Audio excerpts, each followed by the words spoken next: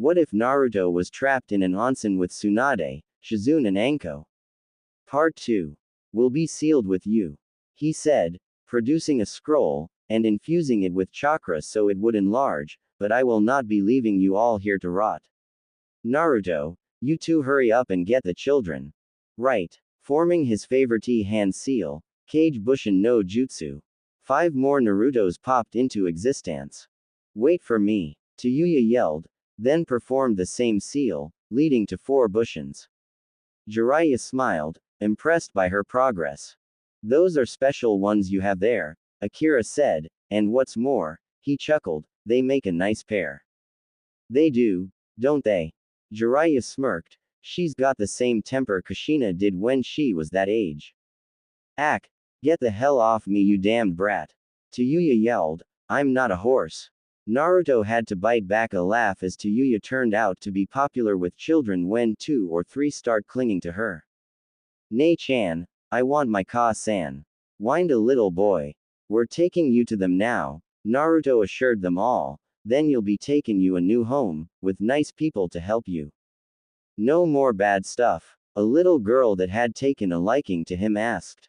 Naruto nodded, hi, no more bad stuff. Oi, what's going on out there? A boy's voice yelled, Orochimaru, is that you? Nope. Naruto yelled, this is Naruto Uzumaki. Another Uzukaki. Great. More racket. Tayuya growled, hey, shut the up. Many of the children giggled at her, but were soon shooed away by her and Naruto's Bushins. We're here to rescue you. Yeah, right, the boy yelled, I'll believe that when Fangface stops being a pedo. It's true, Naruto yelled back, going up to the bars of the cell, are you Saiga Uchiha? Yeah, he said, what of it?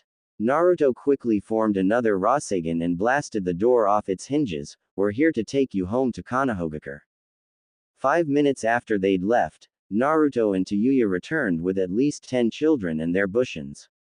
Jiraiya smiled as the parents of the children scooped them up in their arms in joy. The little girl that had clung to Naruto was taken by Shizuku, who kissed her face all over. Naruto smiled at that, then dispelled the jutsu as the original came in with Tayuya carrying a weak and malnourished teenager a little older than themselves. Siaga. Akira cried, thank goodness. Ohayu. He raised his hand in greeting. Is that everyone? Jiraiya asked. Naruto and Tayuya nodded. All right. He tossed out the scroll, rolling it open. Everyone step into the scroll, please, and we'll get you out of here in no time. Saiga looked at the man like he was crazy, but watched as the Uzumaki stepped into the sealing matrix. Jiraiya made a few hand signs and activated the scroll. Soon all of them were inside the scroll, with the exception of Saiga. You're next, Gaki, Jiraiya said, motioning for the Uchiha to step up. He grumbled but stepped onto the scroll as well, and he too was drawn in when the old Sennin activated the scroll. Okay, that's that, Jiraiya said, then bit down on his thumb, Kuchio's no jutsu. Gamma appeared out of the smoke with his usual silent salute to Jiraiya. Good to see you, too, friend. Jiraiya showed him the scroll. I need you to get this to the Hokage as soon as possible, and have her open it immediately. It contains members of the Uzumaki clan, and 1 Uchiha clan member. Gamma's large eyes widened, but wrapped his tongue around the scroll and poofed away immediately. Now, Jiraiya grinned, let's blow this place to hell. I think not. Naruto jumped back at the roar as the floor beneath them erupted as a large black body shot out of the ground. Tayuya flashed to his side and pulled him out of harm's way as the massive scales crashed down where he'd landed just a moment earlier. Shit. Jiraiya growled, that's got to be Yamato no Orochi. None other. Intruder. The massive snake hissed. Now you shall feel my hunger. The head of the demon snapped around, it maw open, and spat a green spray at the old toad Sennin.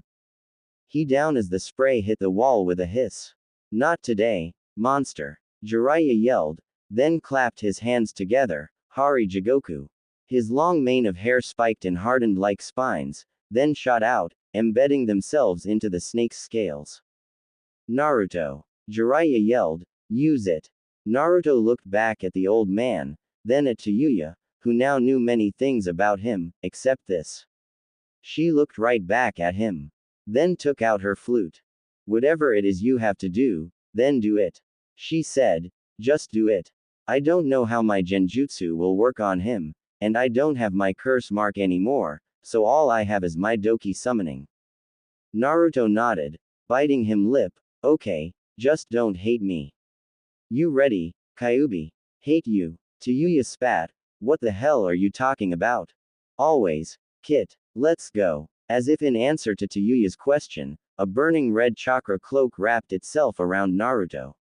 The blonde grunted in pain and bent down on all fours as a tail and ears sprouted from the cloak, giving him the appearance of his tenant. You may have to use more than this, but let's test this bastard out.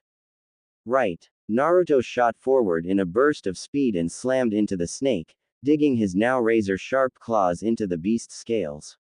Orochi screamed in pain and rage as the blonde Jinchuriki began to tear into him, then spun his body in whirling motion in an attempt to dislodge him.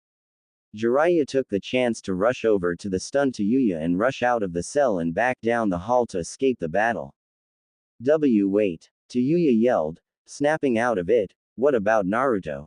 We won't be able to help him in close quarters like that. Jiraiya said, we need to find some place open to lure that thing. The operating room. Tayuya snapped, that's as open as it gets. Jiraiya nodded and sped back the way they'd came, only to find Naruto galloping at full speed toward the same location. Orochi was right behind him, snapping at the chakra tail in rage. What the hell is that?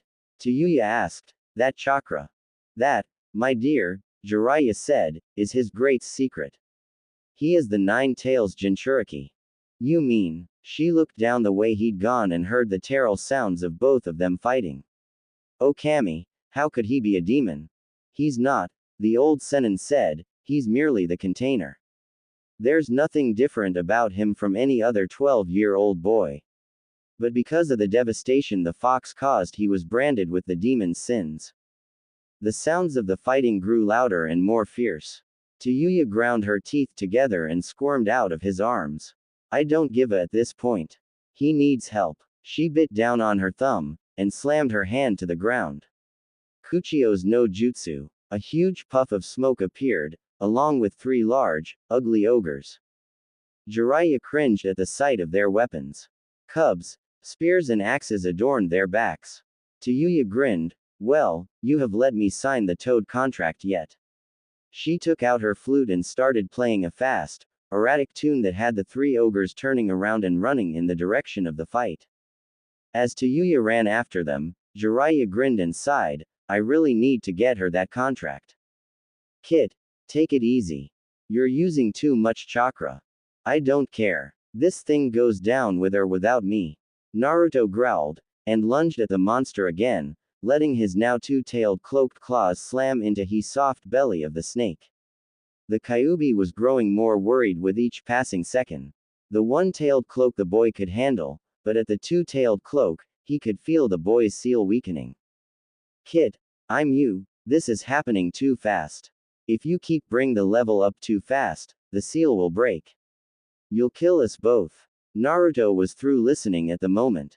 Orochi brought his enormous tail around and smashed him to the ground. The breath left his lungs as he coughed and gasped for air, and tried to get out from under the snake. Is this really all you've got, little Kitsune? Orochi hissed mockingly, and pressed down on him with his full weight, such a shame. I haven't had to fight for my food in such a long time. You've barely made me work for my meal. You. Naruto snarled. Damn right. His head whipped around just as 3 hulking figures rammed into the snake's body, pushing the coils off him. Come on, you move those tails. Thanks, Tayuya, he yelled, then jumped for the snake's head, you're mine. Ha! Orochi sprayed him with his acid. Naruto's cloak protected him, but his clothes still took some of the acid. Still Naruto jumped right on to the demon's head, and clawed at him savagely. Kit, hurry up, you're about to hit 3 tails. I'm working on it. He's tough. Use the Rasengan, Baka. The feral blonde growled and raised his hand as the chakra ball formed, turning purple from the Kyuubi's chakra. Eat this. Kyuubi Rasengan. The ball spiraled into the snake monster's head, sending him ramming into the ground. Tsuyu played her flute and ordered her Doki to attack, the three demons drawing their weapons and charging the demon. Orochi saw them coming and swiped his tail around, smashing them into the wall. Naruto leapt off the head, awed by how the beast could take such damage. Then a sharp pain racked through his body. Shit, he thought, it must be the third tail. You're right, Kit, and if this keeps up, the fourth tail will sprout and you'll lose all control. End this now. You're not helping. It's not like I can. Wait, what about Bijudama? Not in that form, Kit. It would kill you for sure. Then what do you suggest? How else do you kill a snake but by cutting off the head? Tsuyu, the head, aim for the head. Naruto roared, the spot I launched the Rasengan. Right. Her Doki had dispelled after they'd been hit by the tail, but she still had some exploding seals. She leapt up and ran along the wall and up. She flipped off the wall just as Orochi raised his head up to pursue the blonde Jinchuriki, and landed just above his hood. What's this? Get off of me, you. Tsuyu growled as she slapped a seal on the weak spot Naruto's Rasengan had made. Up yours, shit for brains. She leapt away shouting, Kai. The explosion that erupted from the seal sent the girl spinning through the air helplessly, while the giant snake roared in agony. I gotcha. Naruto came flying toward her and snatched her out of the air and landed quickly, setting her back on her feet before the chakra cloak could burn her. Nice one. Thanks, Foxy. Tsuyu smirked. TCH, better than, shithead-kun, I guess. Naruto growled. Gangway. Yakis. Both turned in time to see Jiraiya running toward the thrashing snake with two of his blazing Rasengan ready. Heat may make this thing fast, but let's see how much it can take. Kaden. Goen Rasengan. As the two burning spheres touched the snake's scales, flames erupted from the impact point and spread up around the beast's body, melting flesh and bone alike. Ga you wretched ninja, my master will avenge me. Your whole village will burn. Jiraiya jumped back as Orochi tried to snap at him with his fangs, only to ignite the acid in his mouth when his head passed too close to the flames. Naruto came down from his nine tails cloak, nearly collapsing from the strain. We need to get out of here. Go, Jiraiya yelled, I already set the seals up with cage bushings. Let's get the outta here, then. Tsuyu grabbed Naruto's arm and slung it over her shoulders. Come on, shithead. Naruto grinned as they started running. What happened to Foxy? Shut it and run. Konohagakure no Sato. To say that the Hokage and the council were surprised by the new arrivals would be an understatement. When Gamma arrived with the scroll, she had assumed that it was information on the Akatsuki, or perhaps a progress report on Naruto's training. If only it were that simple. No, what she got were two clans thought to be extinct, and the news, via Shizuku Uzumaki, that Naruto now knew of his parentage. Plus the added bonus of finding one of Orochimaru's Odonins alive, and the potential destruction of one of the Snake Sanin's bases. Which was now what she had to deal with as 20 Uzumaki clan members, and one Uchiha now stood before the civilian and shinobi councils to decide their fates. You all know why I called this emergency meeting, correct? Tsunade asked, eyeing each of the civilians, then moving on to the shinobi, receiving a nod from each in turn, or yawn in the case of the Nara clan. Each member of the newly arrived clans was seated in front of the slug Sennin nervously, some clutching children. The true surprise was the Uchiha. Young Saiga appeared to be in the poorest of health aside from the others, considering his lineage, but he carried himself with some of the arrogance his clan was known for. We have been called, the old warhawk, Danzo Shimura, said, eyeing some of the newcomers, to determine whether these people are fit for village life among Konoha citizens. That is incorrect, Danzo Dono, Tsunade growled, stressing the honorific of his name with distaste, earning a slight glare from the civilian council members. We are here to discuss the potential that these few Uzumaki, and the one Uchiha, can do for this village should the Shinobi Council vote in their favor. Hiyashi Hyuga took an interest in the red-haired clan almost immediately. I find this to be acceptable. This caused everyone in the room to turn to him for an explanation. If I remember correctly, the Uzumaki were masters of Fuinjutsu, and many were born Kenjutsu masters. In terms of military strength, I will go ahead and cast my vote in restoring their clan when you call for it. This is where I stand. Tsunade was slightly taken aback by the normally stoic Hyuga clan head. That is very forward of you, Hyuga Dono. Will the council please take note of the Hyuga clan's vote? Noted, Kaharu and Homura said in unison. It is indeed rare that you take an interest in new clans like this, Hyuga-sama. Kaharu said, would you care to explain? If it would please the council. Hiyashi said, nodding toward Tsunade. Please, proceed, she said, I value your wisdom. As you wish, he said, nodding once more. As you all know, it was an Uzumaki Fuinjutsu that sealed away the Kyubi. This earned a few frowns all around the room. And since the destruction of Uzushiogakure, it has been a sad thing that those particular seals have been lost with its people. Danzo nodded. That is true, Hyuga-sama, but what proof do we have that these poor people have these jutsu? Akira stood from his seat. Permission to address the council, Hokage-sama. Granted, Akira-san. She nodded. Thank you. He turned and looked around the room, finally facing Danzo. We were hated, loved, and feared for the jutsu you think we do not have, Shimura-sama, and now I assure you that we do possess it. It was for these very seals that Orochimaru attacked and imprisoned my people. And for our abilities with our chakra. So you do have knowledge of these seals? Hyuga asked in what anyone would call delight if they knew the man well enough. We do, Akira said, smiling at the man, and I would like to take this opportunity to extend my thanks to the entirety of the Hyuga clan for their support. He bowed to him low at the waist. We also have some among us that possess healing abilities with our chakra, but unfortunately, the chakra chains that Orochimaru and many others coveted, has died with Kushina-sama, and they do not live on in her son.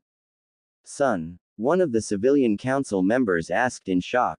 I knew this woman, and I had no idea she even had a son. Tsunade braced herself for the shitstorm that was about to hit as Akira continued. She does, he said, though he is only half Uzumaki, he has her face, and his father's eyes and hair. Who do you speak of? A woman asked. I speak of Naruto Namikaze, who helped us to escape. As expected, there was nothing but quiet, for about 2 seconds, and then the council room erupted in shouts of anger and outrage at the demon brat's name. Even Saiga looked stunned by all of this, not knowing why the boy seemed so hated. Tsunade let them have a moment, then rose from her chair and slammed her fist down onto her desk, breaking the unfortunate piece of furniture in half. I demand that there be order right this minute. As soon as it broke out, the room grew quiet once again.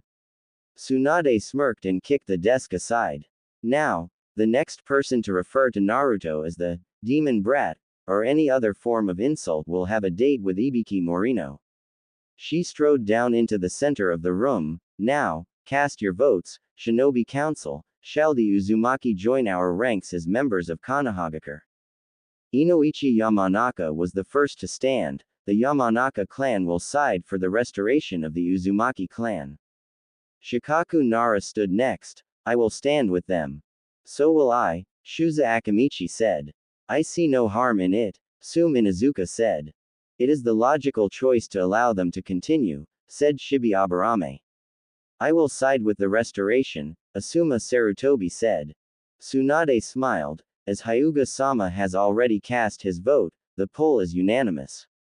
She turned to Akira. Akira Uzumaki, you and your clan are now part of the shinobi clans of Konoha. My thanks to you all. Akira bowed, then sat back down.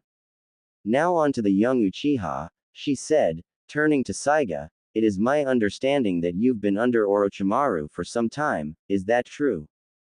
It is, unfortunately. He said. He kept me in hopes of me developing the Sharingan, but they never did, so he locked me up.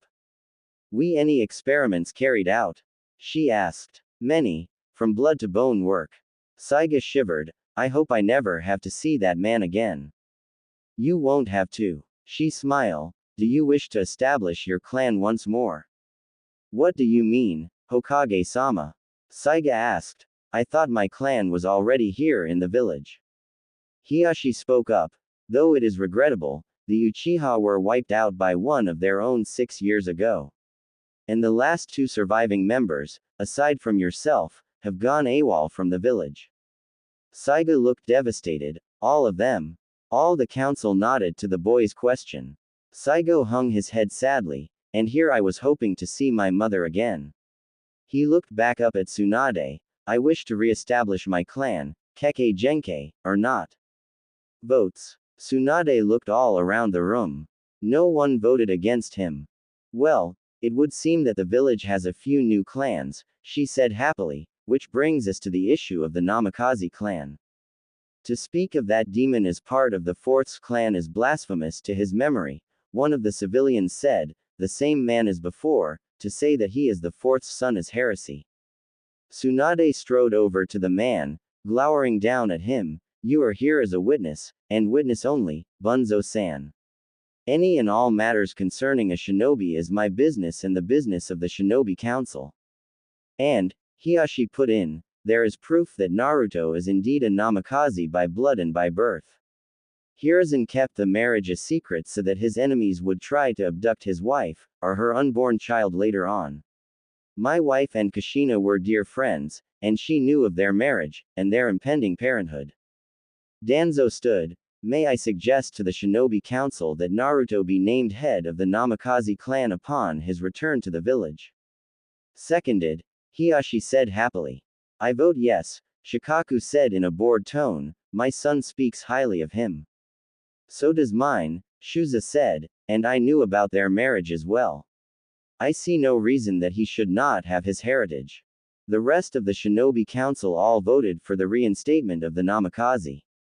Tsunade narrowed her eyes at Danzo, wondering why he'd suggested such a thing when he was a civilian shinobi on the civilian council. The vote is cast, she sighed, but not unhappy with the turn of events. Upon his return, Naruto Namikaze will be named head of his clan.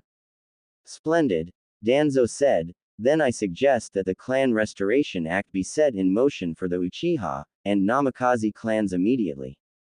Wah! Chew! Catching a cold, Kit? Kyuubi asked in concern. You may have been weakened after that fight today. Nah, I think someone's just talking about me.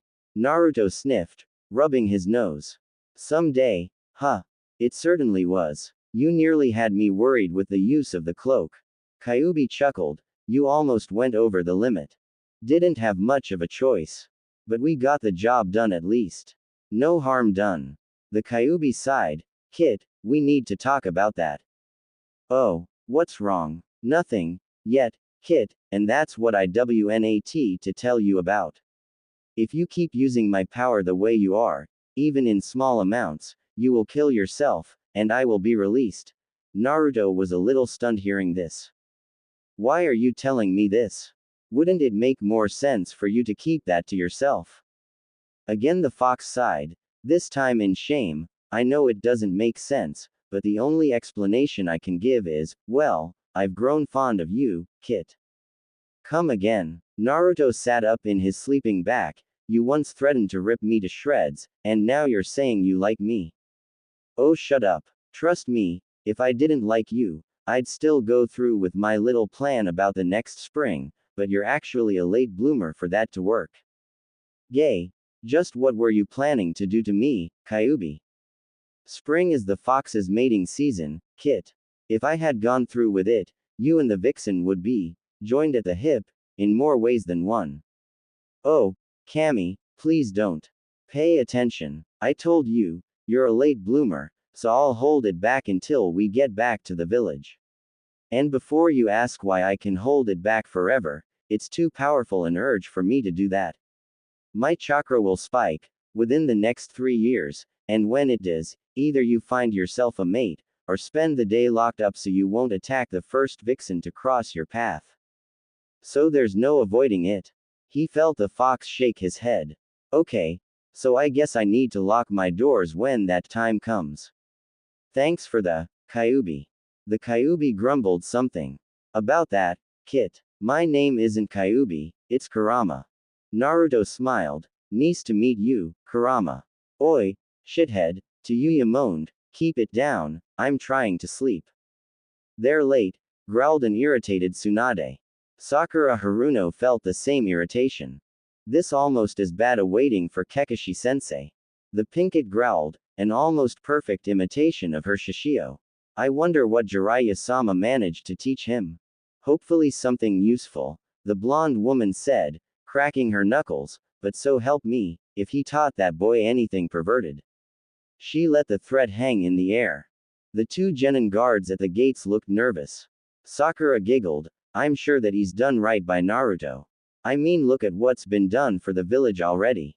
Tsunade smiled and nodded. It was true, since the re-establishment of the Uchiha clan, things had improved for the young blonde's reputation. Saiga proved to be an invaluable to the village, even without his Sharingan. He was an excellent shinobi, and now his clan was well on its way to being restored. When Danzo had suggested the CRA, Tsunade had nearly sent the man flying, but Saiga had seen reason in the idea, but had made it clear that he would be the one choosing his wives, and not the council. As for the suggestion of Naruto going through the act, the clans had put that on hold, seeing as the boy in question would be returning to the village for some time. Unfortunately for him, Danzo had already composed a list of young shinobi women that showed interest in the Namikaze clan. When Sakura had heard the news of the act being forced, she'd almost broken the doors down in her attempts to get to the bandaged man. As for the Uzumaki clan, they had done well for themselves. Many of the seals they had brought to the village served greater purposes.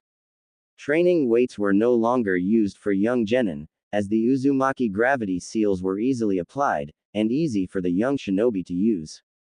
Shishio, are you worried about what Naruto will say about the CRA?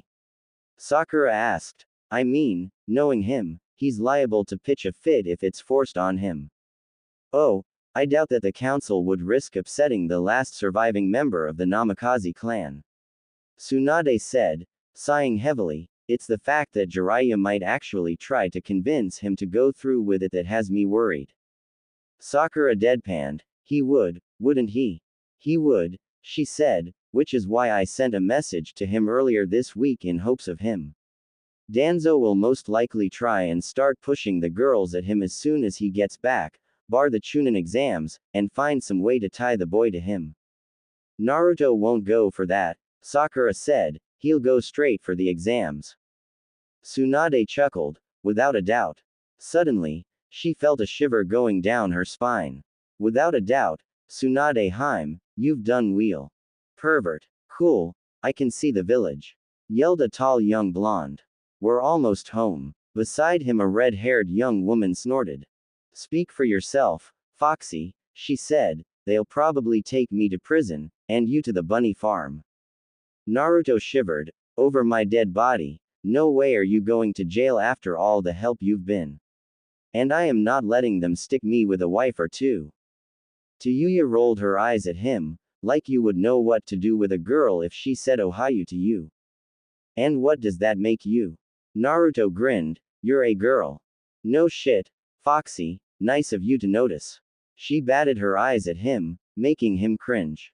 Don't do that, Naruto shivered, it really doesn't suit you.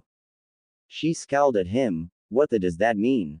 Naruto grinned at her, that's what I mean, Tayuya-chan, I don't know any girls that curse as much as you do.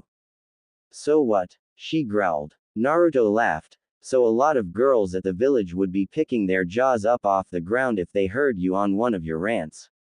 He laughed again, imagining Ino or Sakura listening to the redhead, matter of fact, I hope I'm there to see it. Yeah, you will if I have anything to say about it. She said, wonder what happened to Gigi. Naruto shrugged. Jiraiya had disappeared earlier that morning, saying that he'd meet them in the village. Knowing him, he's either scoping out the bathhouse, or he's playing with Ba-chan. He said, groaning, I swear, it's like looking after a kid in a candy store.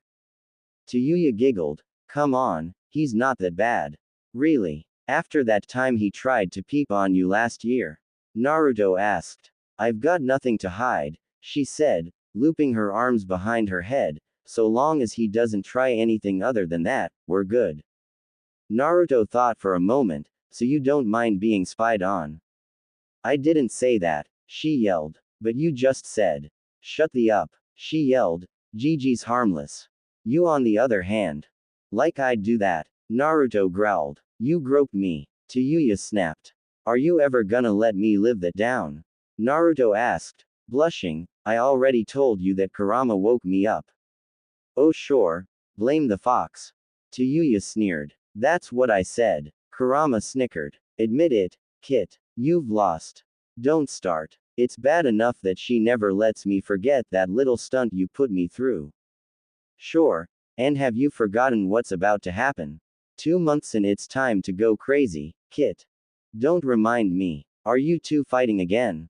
Tsuyu asked, seeing the look on his face. Whenever Naruto started staring off into space, she knew he had to be talking to his tenant again. Normally, as Naruto put it, they argued over things, like Naruto not eating enough meat. No, he's just reminding me of something I don't want to think about. Naruto said, sighing. Tsuyu shrugged, not wanting to pry. Pervert. Huh. Tsuyu blinked. Naruto laughed. I think we just found Arrow Sennin. A minute later they both heard a high-pitched scream that was most definitely the old toad sage when he was being beaten for doing research where he wasn't supposed to. You know, maybe you should take a card from his hand. You might actually win over a vixen. No thanks. Naruto shouted out loud, causing Tsuyu to look at him.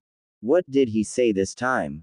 She asked. That I should be more like Arrow Sennin, he said, groaning again, like that would happen. I wouldn't let you live that long.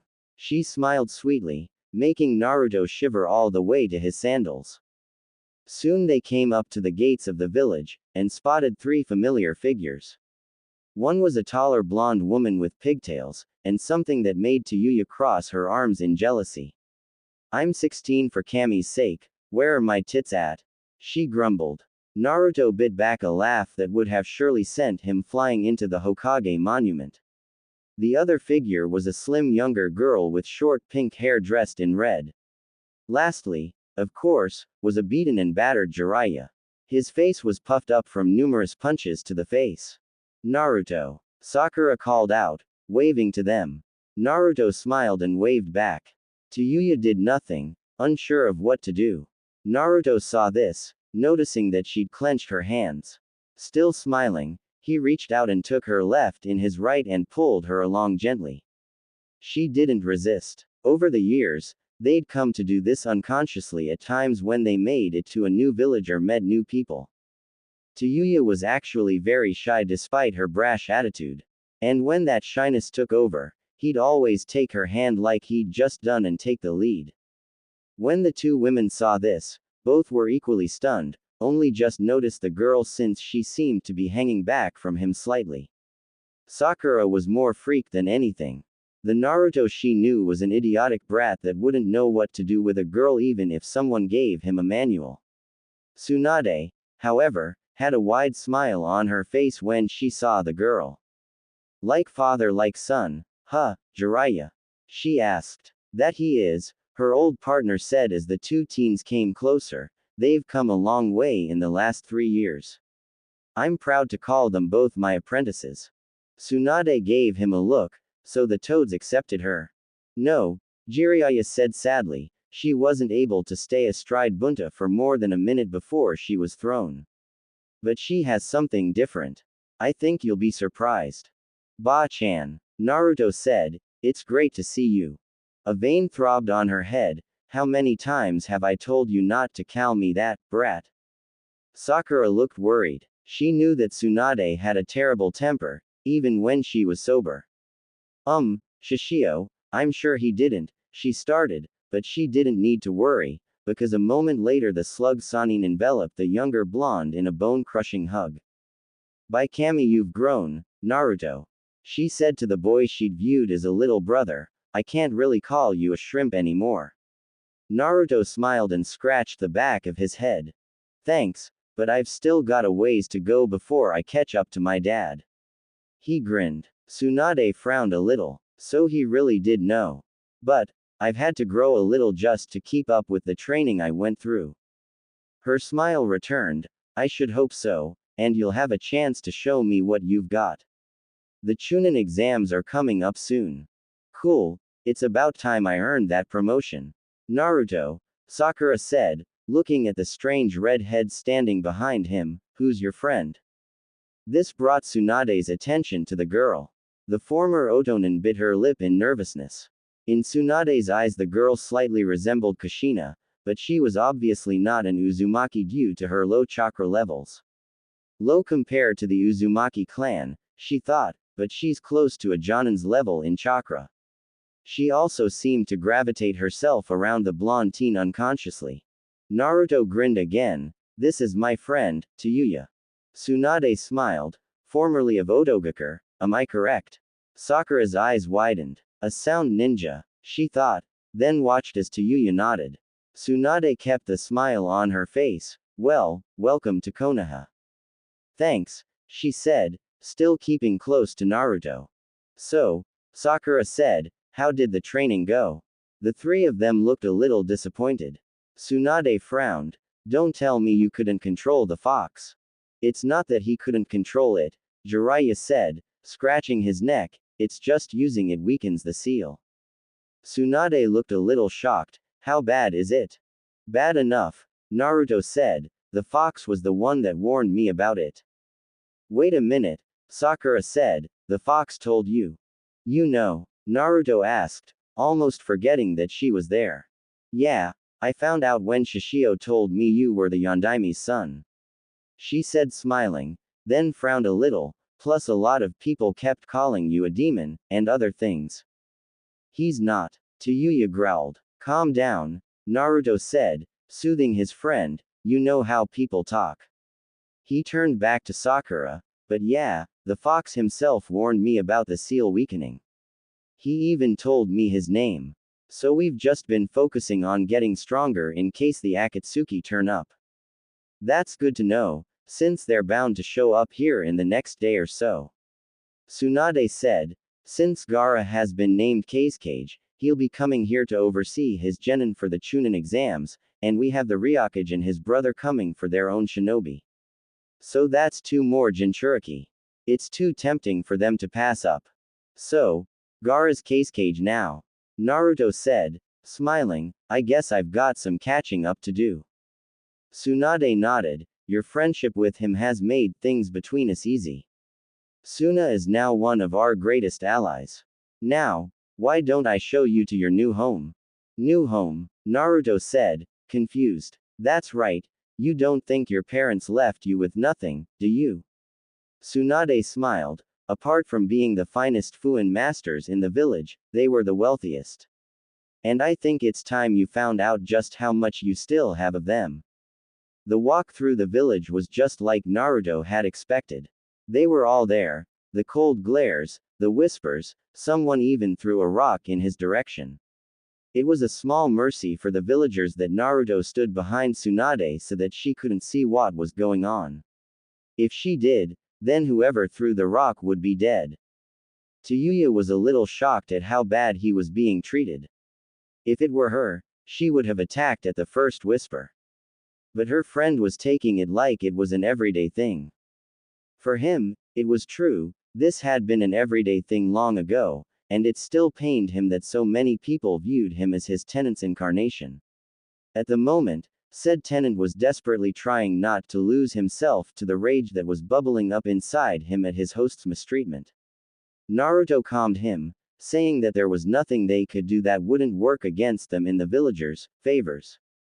Look, the demon brat has himself a whore. Someone whispered, catching the blonde Jinchuriki's attention. Don't point at them, they'll hear you. Said a woman. Who cares, it's not like he'll do anything. He's too afraid of being tossed out of the village. And only a whore would let herself be seen with that monster. Naruto's patience snapped then. Without stopping to think of the consequences, he rounded on the villager and punched him square in the face. The woman that had been with him was now horrified to see that the normally tame, demon brat, had lashed out at someone. "What the hell are you doing?" she yelled. "What right do you have to attack him?" Tsunade had turned and was watching the scene unfold with interest while Jiraiya grinned in amusement. Sakura and Tayuya weren't sure what to think. Neither of them were used to seeing Naruto strike out at anyone like this. "What right?" Naruto sneered angrily at the woman, who backed away in fear. "What gives you the right to speak about someone you've never even met? For all you know, Tayuya could be the daughter of a cage, yet you assume she is my whore just because she's with me." The man he'd knocked down groaned, and staggered back to his feet. "How dare you!" He reached a nearby broom, and swung it. Naruto caught it easily, and crushed the wooden handle like it was nothing. "How dare you!" Naruto growled back. "You forget, I'm a shinobi of this village. And I'm also the container of the Kyuubi no Kitsune, the same beast the Yondaime Hokage gave his life to seal away. If I didn't look up to him so much, if I didn't love this village, what's to stop me from letting the fox loose, and letting him destroy everything and everyone that's ever caused me pain?" Tsunade stepped forward. "I certainly wouldn't blame you.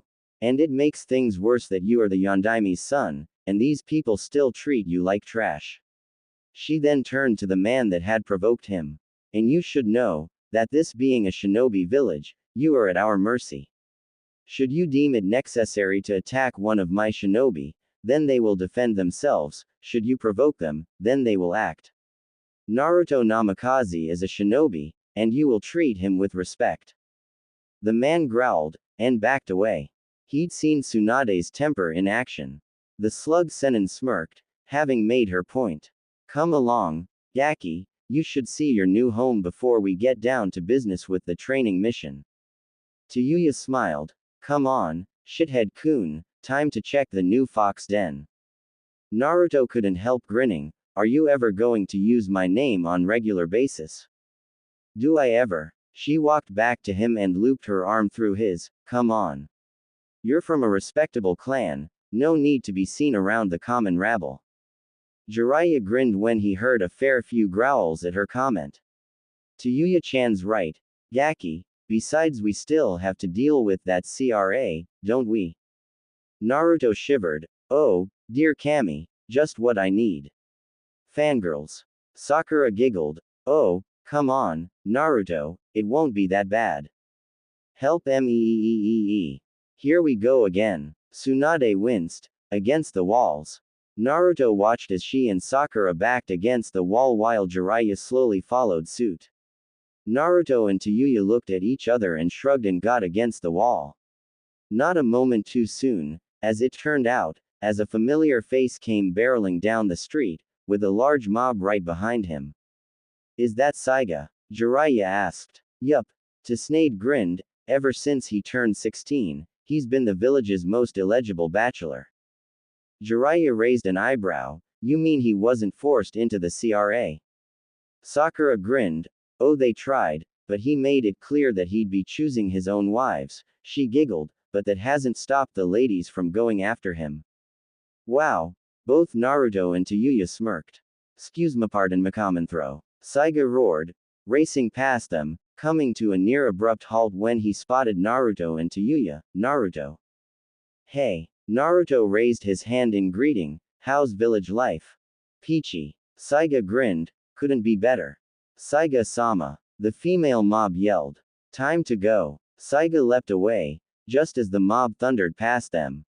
Tayuya nearly fell over laughing at the teen's predicament, having to hold on to an equally boisterous Naruto, who had tears in his eyes. "Oh, brother." Naruto laughed. "That's worse than what Sasuke had to go through." "Holy shit." Tayuya howled. "How does he put up with that?" Tsunade chuckled. "He puts it down as speed training. Some of the older Uzumaki boys have the same problem among their age groups, but they, well, let's just say they have your mother's sense of humor." "Ha, I need to get to know my extended family. Naruto crowed, his bad mood all but forgotten. 10 minutes later found the group in front of a sizable estate. The wooden gates that lead to the grounds were sealed with what Naruto identified as a blood seal that reacted to the family member's touch, recognizing the blood running through the person's veins.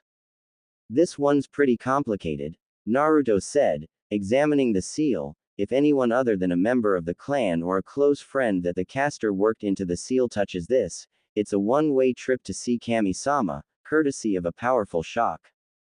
Jiraiya chuckled. If I remember correctly, several of Danzo's men tried, but as you can guess, several needed to be replaced. Well, come on. Tsuyu sighed, taking hold of Naruto's hand and pressing it against the seal. Naruto fully expected himself to receive a shock, but instead it glowed a golden color, and the seal dispelled, and the heavy wooden gates swung open. The path the gates revealed was slightly grown up due to lack of use, but otherwise clean. The house that was seen was on top of a small hill, was a large traditional house that reminded Naruto somewhat of the Hyuga clan's estate, slightly smaller in size, though. Wow, was all Naruto could get out. Tsuyu giggled, and tugged him onto the grounds toward the house. Come on, Foxy, let's check it out. Naruto nodded dumbly and tagged along behind her. Once they were up the path, Naruto found a similar seal on the front door, which he quickly deactivated, and the door slid open for him, almost as if it was welcoming him home. There was the sound of rushing wind as the door opened, like there was no air inside the house. That's probably an airtight seal to keep out the dust and keep things inside fresh and clean. Tsunade said, Kushina always did like to keep a clean house. That makes sense, Naruto thought, and kicked off his sandals as he entered the house. It was overwhelming to him, in a way, that he was actually standing in his parents' home, his home, after so long of thinking he was alone in the world. Lining the walls were numerous pictures of his parents in varying stages of their lives, from their academy days to a picture of Minato and Kushina facing the camera with Kushina extremely far along in pregnancy. His eyes stung with unshed tears as he took it all in. This is, to right it is, Tsuyu smiled at him, giving his hand a squeeze. Welcome home, shithead-kun. Naruto blinked, snapping out of his daze, and looked down at her with a smirk. You know, you should really refer to me as Namikaze-sama. He grinned, then winced as the red head flicked his cheek. In your dreams, she said. Speaking of dreams, Tsunade said, making her presence known to them once more, where are you planning to sleep, Tsuyu-chan? Tsuyu hadn't thought about that. For the last 3 years after the incident at the old base with Yamato no Orochi, she'd stuck close to Naruto, even sleeping close to him. She wasn't sure she could fall asleep without hearing him breathing. She'll stay here, Naruto spoke up, surprising the two women, and causing Tsuyu to look up at him, that is, if she feels comfortable with it. It's fine by me, she said, not really sure if she could refuse. I kinda thought he'd say that, Jiraiya smirked, drawing the attention of the older blonde and Pinkett, those two are as close as siblings. I even let them spend a year on their own, and they came out of that singing show tunes. You left them alone, Tsunade growled. For a whole year, Sakura yelled, imitating her sensei. Yes, and in that time, if you haven't checked the bingo books, they took down 5 A-class Jonins, and their lackeys. Jiraiya pointed out, the Gakis are now rich because of that. Despite the successfulness of that venture, this did not save the Toad Sanin from a pink and blonde beating. While this was going on, Naruto and Tsuyu moved further into the house, taking in the surroundings. The back of the house was a spacious training area, as well as a small building that had steam rising from the window. That must be a bathhouse. Tsuyu said, better not invite Gigi over, nay. Yeah, it'll be like walking into one of his books. Naruto snickered. Tsuyu giggled and pulled him down the halls toward what had to be the sleeping areas. Naruto opened one the doors, and nearly broke down right there. Tsuyu peeked around him to see what was wrong until she saw it. Inside was a small room, with light blue trimmed walls and little toads printed on the walls, and a multitude of small toys, a nursery. Naruto walked into the room slowly, leaving Tayuya at the door, and taking it all in. There was also a small cradle in the room, and a small bed just big enough for a toddler with a little nightstand beside it. This was supposed to be mine. He breathed out, and then the tears did spill out. Naruto sank to his knees, covering his face and trying to hide his tears.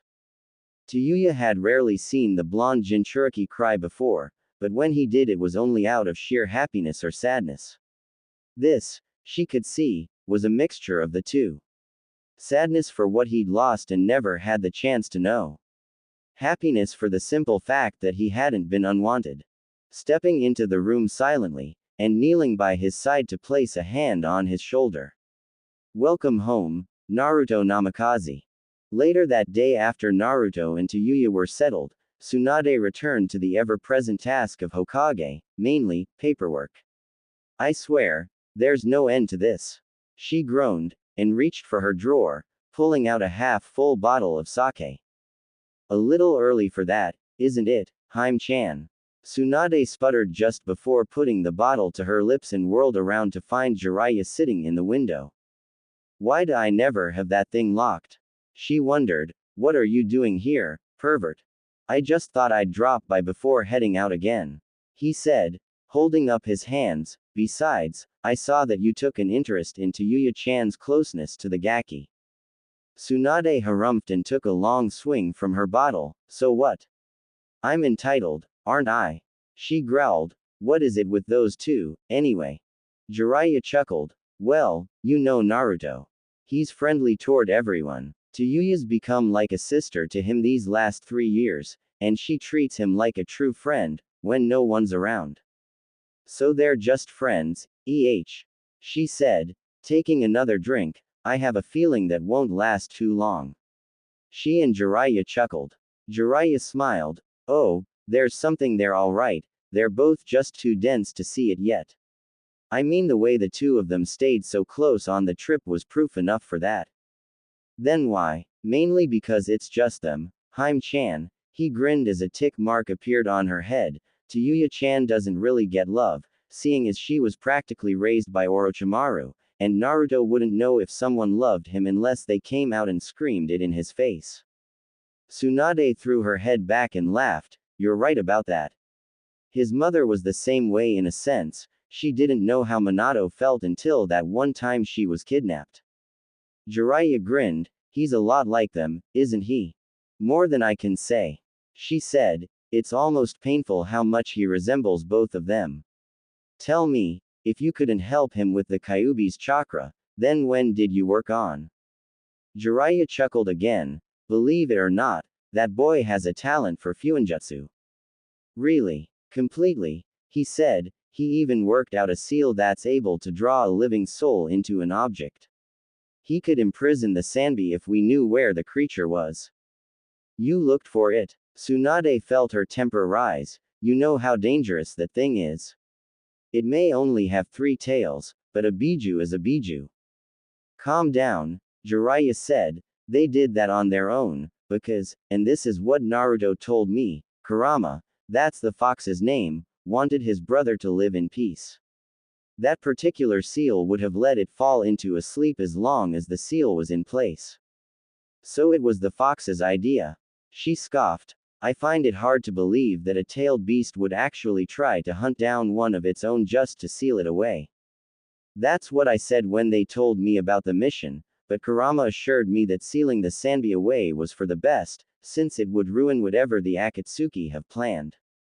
Unless they have a Fuin master in their midst. They would have to, she sighed. From what I've heard, they seek to extract the biju from their Jinchuriki hosts, which we know would be the death of that person. Jiraiya groaned. After all this time, there's still so little we know. Well, there's still time, Tsunade said. After the Chunin exams, I'm going to wrap the matter of Sasuke Uchiha up for good. What do you mean? He asked. I intend to have a team go after him and Orochimaru. She clarified. I've had enough of his nonsense. The council has been breathing down my neck ever since Shikamaru and his team came back so badly injured from the last mission. You do realize that Tayuya was part of the same team that took Sasuke? Jiraiya asked. I do, she nodded, which is why I'm planning to bring it up with the council, though I'll need to speak to Temari and Shikamaru about her, there may be some hard feelings between them. She smiled, but I have a feeling that if anyone tries to harm the girl, Naruto will definitely let them see what he can do. Jiraiya nodded in agreement. If anyone hurt little Tayuya-chan, Naruto wouldn't hesitate to rip into them like he was the biju he contained. Naruto sat in the living room of his parents' home, now his home, letting the day's events shift through his thoughts. Seeing the room he should have grown up in had been too much for him in the emotional long run. Even if Tayuya had comforted him, it was Kurama that had calmed him, and drawn the young blonde into his mind and let the boy blow off some steam. Blowing off said steam had consisted of a major spar with the enormous fox, which left him tired, yet satisfied.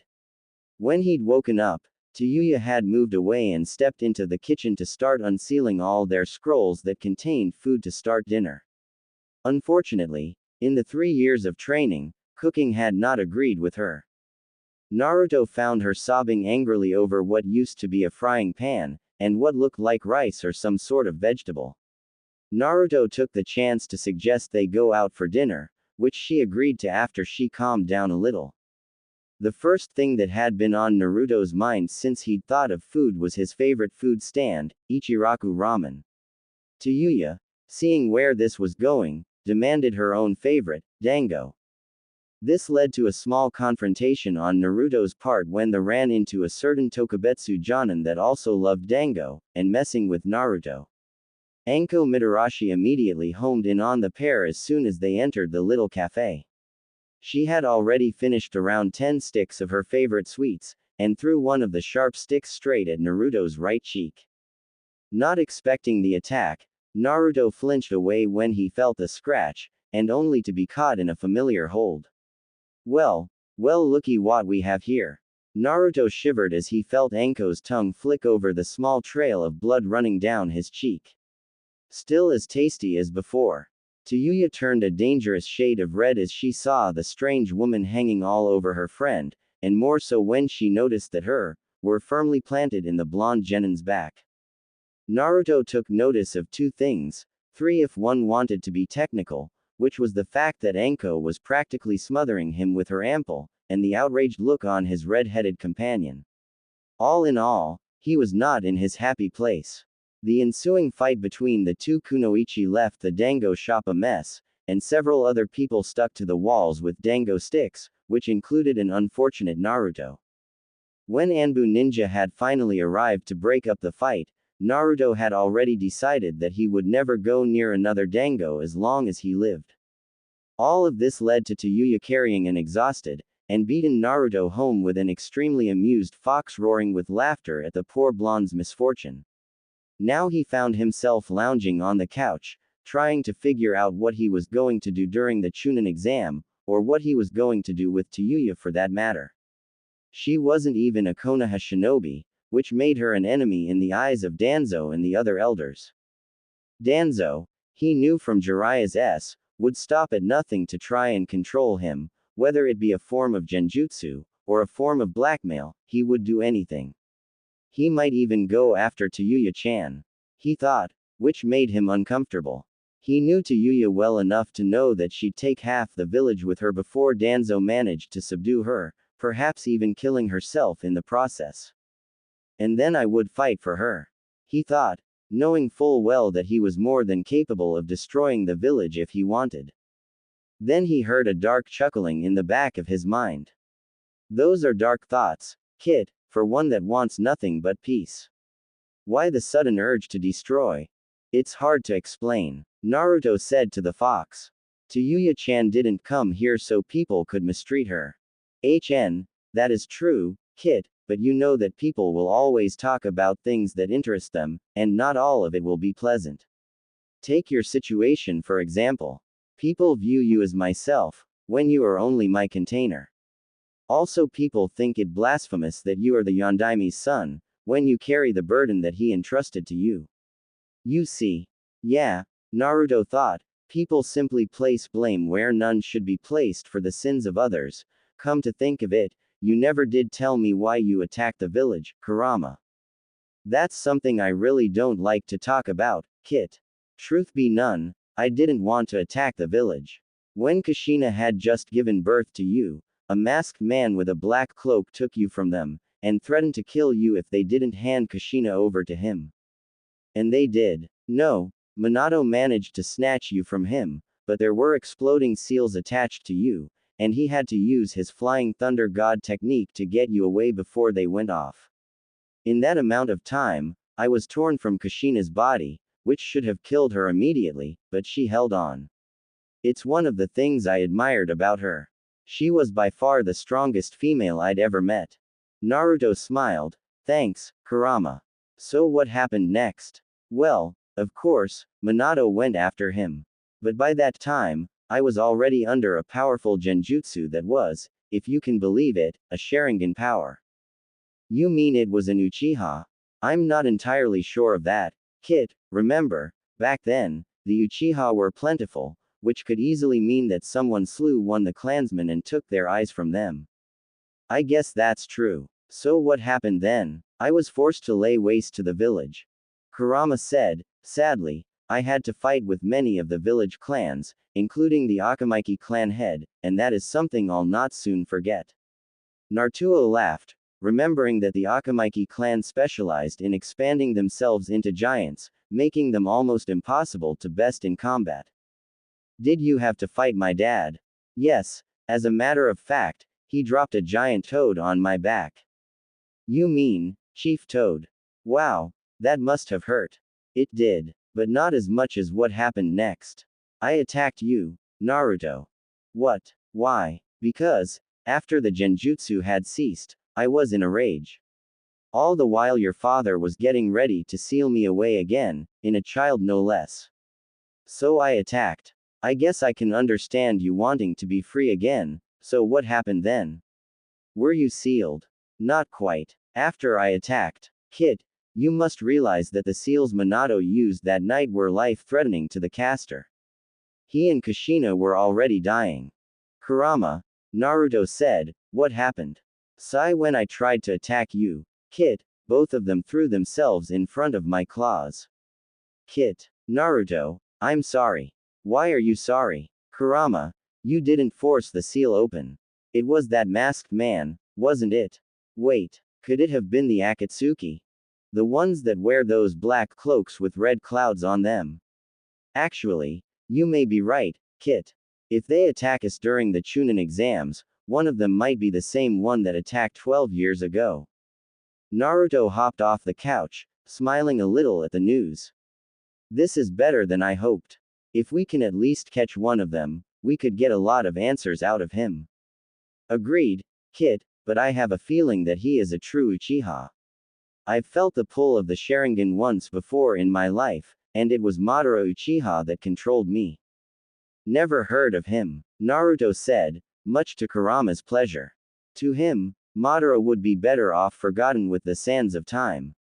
Naruto yawned, deciding he'd had enough for one day, and moved down the hall to his chosen bedroom. His parents' room was the largest, but it didn't feel right to him just yet to even think about sleeping in there. It worked out well for Tayuya, seeing as there were 2 beds in the room, which meant she could sleep comfortable until she got used to the new living conditions. Unfortunately, Kit, Kurama said, when Naruto reached the door, perhaps you should. He slid the door open. Knock. And there stood Tayuya with her back to him, and her shirt raised halfway up.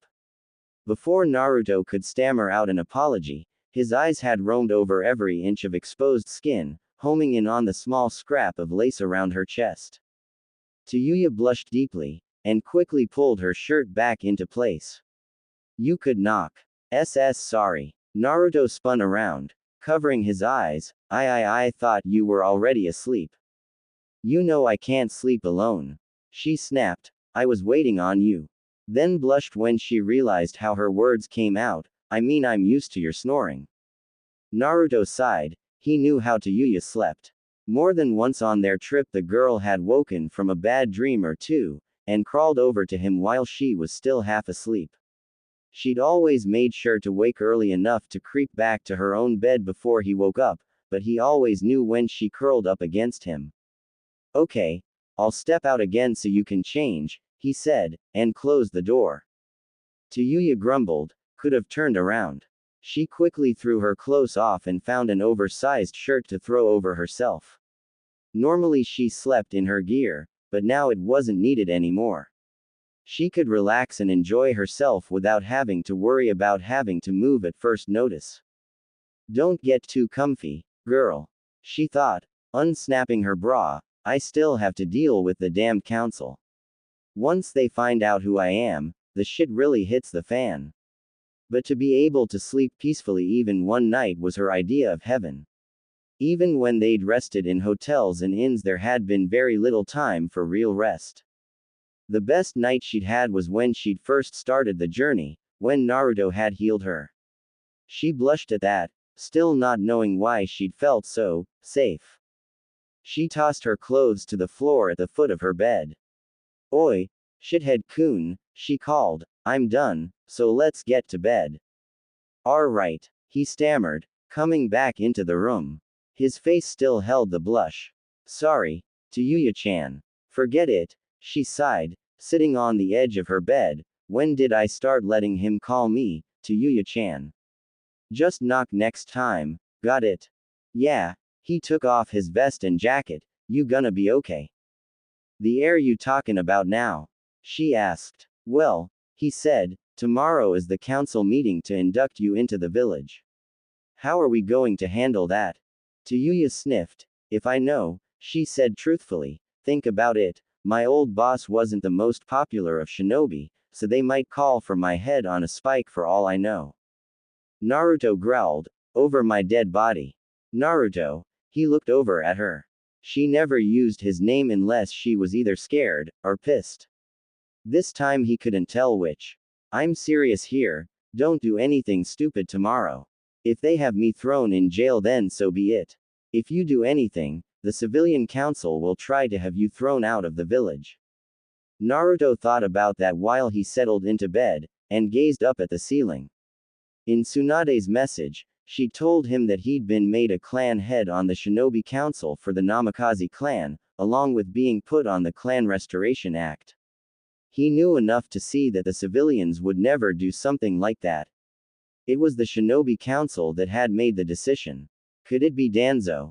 What are you thinking, Kit? Kurama asked. You know there's nothing you can do if the Shinobi Council votes against her. Naruto smiled at that. Konoha was one of the most powerful shinobi villages in the Land of Fire.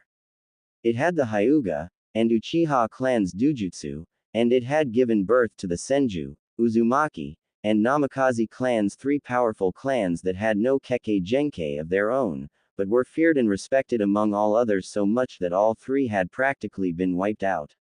And he was the last Namikaze. If they lost him, I've got an idea, he said, startling both Kurama and Tsuyu. Tomorrow, the council will see just how far I'll go for my friends. Tsuyu sat up and looked over at him, but saw that he'd already closed his eyes and fallen asleep. She smiled as she heard his soft snoring. You big idiot. She then settled back down and quickly fell asleep. The Shinobi Council had gathered early the next morning, all of whom wondering why the Hokage had called them so early. What surprised them was the newly added seat. And its occupant. Naruto Uzumaki, now Namikaze, sat waiting with his arms crossed while Tsunade sat at her desk in the council room. Hiyashi Hyuga was the least surprised out of the older generation, but two smiled as they recognized the young man he had become. Naruto-san. Akira smiled, it's so good to see you again. Naruto smiled at his relative, and rose to shake the man's hand as he moved to take his seat beside Naruto. Good to see you in better shape than when we found you, Naruto said, returning the man's gesture. How is everyone? Fine, and doing better than we have in a decade. Akira smiled, a lot new children have come into the clan, and the older ones have become fine young shinobi. And the SEALs we know are being incorporated into the training regiments. That's good to hear, Naruto said. Jiraiya can't be the only Funinjutsu master around her anymore. Hello, said an irritated Saiga Uchiha, did you forget about me? Naruto chuckled, rubbing his nose. Now how could I forget the person who made me laugh so much after I'd just gotten back to the village? You think that was funny? Saiga paled, remembering the countless times he'd nearly been violated by gaggles of girls when he hadn't been fast enough. Just wait, Naruto, when word gets out that you're part of a powerful clan, you'll be right there beside me, and running for the sake of your chastity. As if I'd let that happen. Tsuyu yelled, making her presence known to all as she sat in the hot seat in the middle of the room. No tramp is going to do that while I'm around. Tsuyu-san. Both Saiga and Akira smiled, then both of them frowned as they realized why they'd been called. Tsunade noticed this and frowned. That's two on her side. But what about the others? The Shinobi Council were all present and accounted for as the clan heads all took their seats. Next came the Civilian Council, all of whom looked directly at Naruto with displeasure. Lastly came Danzo. The bandaged man gave no emotions away as he took his seat between Koharu Utatane and Homura Mitokado. Tsuyu crossed her arms and legs in annoyance as the slow proceedings of the meeting commenced. She'd never tell anyone, but she was nervous as hell. If they voted against her. Let's begin by welcoming our new council member, Tsunade said cheerfully. Naruto Namikaze Dono, please rise and greet the council please. Naruto did as he was told. Thank you for including me in the council so soon after my clan was re-established, Hokage-sama. Naruto managed to say with a straight face. Tsunade herself managed a small smile as she'd finally gotten a small ounce of respect out of the boy. You are welcomed among us, she said. Now, moving on, our topic for today's meeting is allowing a new shinobi into the village. There were murmurs and grumblings all around the room as they took in the girl in the seat before them. Tsuyu restrained herself from giving many of the civilian council members the finger. She recognized two of them from the day before as the ones that had whispered insults about her and Naruto. One was the man Naruto had slugged after calling her a. The other was an older woman that had sneered at them as they'd passed by her. Then she felt a cold gaze on her, and turned to find Danzo's one eye squinting at her with scrutiny. She shivered, feeling almost like a genjutsu was being cast on her. Naruto noticed this, and he recognized that there was a genjutsu being cast over all the members of the council. Naruto growled, Kurama. I know, Kit, I feel it, too. Someone's trying to control the meeting. Can you dispel it? Damn right I will. Kurama growled, I'm going to put the fear of the saints into whoever's doing this. Naruto grinned as he felt the sheer killing intent leaking out from the fox, and into his chakra network. Kurama's chakra, as little as it was, sent a chill through the room that clashed with the genjutsu that had seeped into the room. Both Saiga and Akira snapped their heads toward the young blonde as they felt the deadly aura coming from him, making both of them cringe away from him. After a moment, the genjutsu was overpowered, and every set of eyes was now trained on the young blonde. Naruto Dono, Tsunade said, her voice low with. Yes, Naruto said, while giving Kurama the go-ahead to shut off the chakra flow. The chill immediately swept out of the room. Please control yourself, she said, and try not to scare anyone. Forgive me, my tenant was feeling frisky. He grinned, earning a few gasps from the civilians. Tenant? Akira asked. Oh, you didn't know. Naruto asked his relative. I am the Jinchuriki for the Kyuubi no Kitsune. Really? Saiga gasped. I thought there was something odd about your chakra signature. I thought so as well, Akira said thoughtfully. This is something. Your mother was the last container, and it was passed to you. Such a legacy. Naruto grinned. It can be useful at time, but he can be a handful when he's trying play a trick on me. Did I really deserve that? You did. Either way, let's get on with the meeting. Naruto said. Right. Tsunade smiled, but please keep the Kyuubi silent, please. I'll try, Naruto grinned, but just to let you know, he gets very agitated when people call me demon brat, or any other insults. This, of course, was directed toward the civilian council.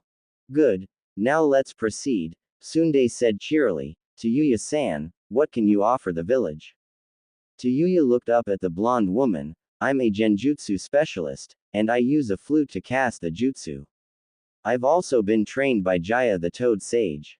This raised a few eyebrows among the shinobi. You trained alongside Jiraiya-sama?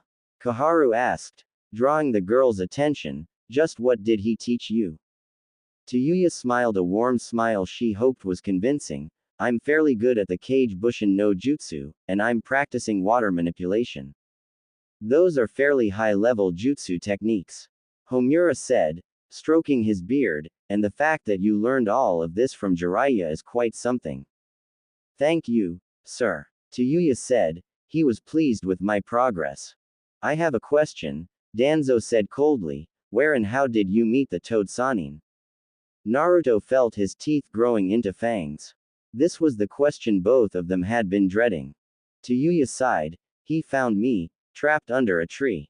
And, Danzo prompted, what village were you affiliated with? Otogakure. Everything was silent for a moment as the council seemed to let it all sink in. All of the shinobi in the room didn't seem to have a problem accepting this, but the normal people. You were a bitch from that snake. Kenshi. Tsunade yelled, but it was too late. Naruto's eyes flashed open, became a deadly crimson as Kurama roared in rage inside of him at their friend's insult. The red chakra of the Biju became visible in small streams that rose from Naruto's skin. He looked straight at the frightened villager. Say that again, Kenshi-san. His voice was deeper than usual with Kurama's influence, and I'll tear that disgusting tongue out of your skull.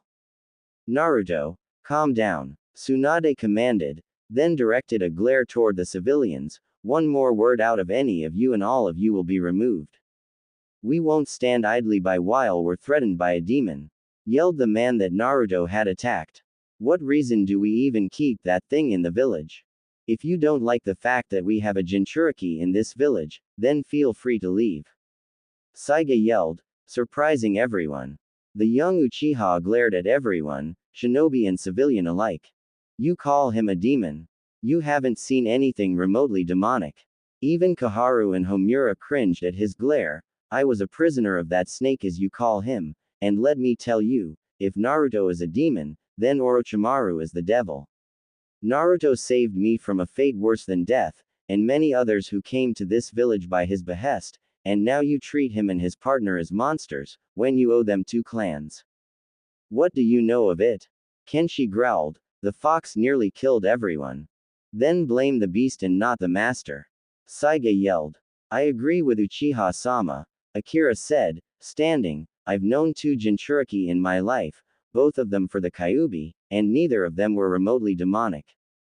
Insolent little. Order. Tsunade roared angrily, giving off a wave of malice that put Kurama's earlier display to shame, and had said Fox bowing his head in respect to the woman. I've had enough. The reason I called this council meeting was to induct a new shinoi to this village, not so the civilians could form a lynch mob. Anbu. 15 masked shinobi flashed into the room. Escort the civilian council out, Tsunade ordered, they've overstepped their boundaries for the last time. Tsunade Haimai, Danzo began, but was cut off by the blonde's glare. I said enough, she growled, apparently you all do not take me seriously as the Hokage as of yet. You Danzo, along with the civilian council you are the head of, will no longer be privy to these meetings.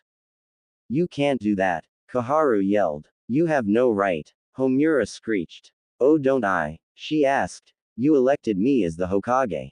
The ruler of this village, and its people. If you wanted to make the laws of this village, then you should have taken the seat yourself. Now get out of here. Tsunade's temper was well beyond the boiling point, and she kicked her desk clear across the room, forcing many shinobi to. Needless to say, the 3 elders quickly exited the room. That was the most amazing thing I've ever seen. Kurama laughed. I'll never forget the look on that old fart's face. Depends on which one you meant. Naruto snickered. The mummy, the banshee, or the bearded bastard? All three. Kurama howled. It hadn't taken long for the meeting to end after all of the civilians had been removed. Though some had their doubts, Tayuya was voted in as a Konoha shinobi, 5 votes against 4. Now the pair were in the Hokage's office where Tayuya was receiving her status as a genin of the village, along with her headband. Sakura joined them for a well-earned cup of tea while Tsunade happily chugged down a fresh bottle of sake. Ha! I finally put those jackasses in their places. Ha ha. Naruto laughed nervously as the drunken Sannin celebrated. Ba-chan, maybe you should lighten up a little. I am lightening up. She laughed. This is my favorite way to lighten up. More like boozing it up. He muttered. Suddenly he found himself assaulted, locked in a headlock from the legendary Kunoichi. You say something, Yaki. She growled. No ma'am, not me. Naruto gulped. Tayuya snickered. In all honesty, she wasn't expecting something like this. To be the trigger in ousting an unfair civilian council. Thanks a lot, Tsunade-sama, she said, blushing a bit, you really saved me. Sakura smiled at the girl. Shishio really hates being bossed around, so it worked out well for her. Besides that, you should be thanking Naruto. You're right, Tayuya grinned, thanks a lot, shithead-kun. Again with the shithead, Naruto growled, if I hadn't dispelled that genjutsu, I would. What genjutsu? Tsunade asked in surprise. I didn't feel anything. I thought I felt something being cast, Tayuya put in. I thought it was coming from that mummified but I can't be sure. It was really subtle, and hard to trace. Danzo, Tsunade said, thoughtfully. He is a warmonger, and he'd do anything for power. I'll have to keep an eye on him. No kidding, Naruto said, grinning. Kurama was pissed when he felt that genjutsu. I thought he was going to go crazy. You nearly did, Tayuya grinned. What got under your skin, shithead-kun? Naruto grimaced. Come on, I couldn't let them keep insulting you like that. Sakura giggled. Oh, Naruto's defending a girl's honor, nay. Sakura. Naruto growled. Tsunade-sama. Shizune yelled, bursting into the room. We've just gotten word that Iwa is coming to the Chunin exams. What? The blonde slammed her bottle down. Why are they coming here? I don't know, milady, she said, but this isn't good. If they see Naruto, then they'll try to kill me. Naruto finished. Danzo was left fuming after the fiasco in the council room that morning. If the Jinchuriki hadn't dispelled my genjutsu, I may have been able to take that girl into root. He mused aloud, a loss, but not a serious loss. She may yet prove useful in controlling the Jinchuriki. Tanuki. Sir. A masked root memer said. Keep an eye on them for the time being. If the girl steps out of line, inform me at once, he said. I want Namikaze on my side, whether he chooses to join me, or I force him. Hi, and what shall we do about the visiting cage? Tanuki asked. Nothing. Danzo said. Onoki is an old fool, and he feared the Yondaime, but I do not think he will be much of a problem. Tayuya stretched her arms out above her head as she and Sakura walked out of the Hokage mansion after Tsunade had finished celebrating with them. The news that Iwa's genin were participating in the Chunin exams had ruined her mood considerably. Naruto had left earlier to have a walk around town to clear out his head, leaving the redhead and Pinkett on their own. Tayuya-san, be honest, what was it like traveling so long with Naruto? Sakura asked curiously. The thought of being around the blonde knucklehead she used to know for that long actually kind of scared her. Tayuya sighed as she thought back over it. It was a pain in the most of the time. Sakura giggled, seeing that her fears had been justified. But other times I didn't think I'd be alive if it wasn't for shithead-kun. The pink-haired girl looked a little surprised at that, really. He does seem a little different, but I can still see the old Naruto in there. Tayuya laughed. If you mean the loudmouth he used to be, then yeah, he's in there. But since I met him he's put on a lot of masks. Masks. Yeah, like hiding what he really wants to do or say, she said, thinking back, like today in the council room. I could tell that the civilians really pissed him off big time and he wanted to slaughter each and every one of them. But he didn't because that's what they want. Sakura looked down at her feet as they walked. It's strange, isn't it? What? Tayuya asked. That people call him such terrible things when they don't even know him, and he's just the opposite of what they say he is. She said, sadly, you know my mom wanted me to quit as a shinobi once she found out he was one of my teammates. Seriously? Tayuya growled. What did she think he was gonna do? Eat you? Sakura giggled. Probably. Ah. Tayuya yelled, startling a few villagers they passed, and making the Pinkett sweat a little. What the s up with people? I mean, a kid gets a bad hand in life and it turns into a brand on his face. Tayuya. Sakura cried, trying to calm the girl. Sorry, Pinky, but this is too much for me to stomach. Tayuya went on, I mean, he may be a moron, but Naruto's a great friend. He saved my more than once in some really tight spots, and still got the job done. Sakura blushed a little bit at hearing the Tayuya's ardent defense of the blonde genin. She'd seen him do some incredible things, that was for sure. She smiled, yeah, he's a real hero in some places.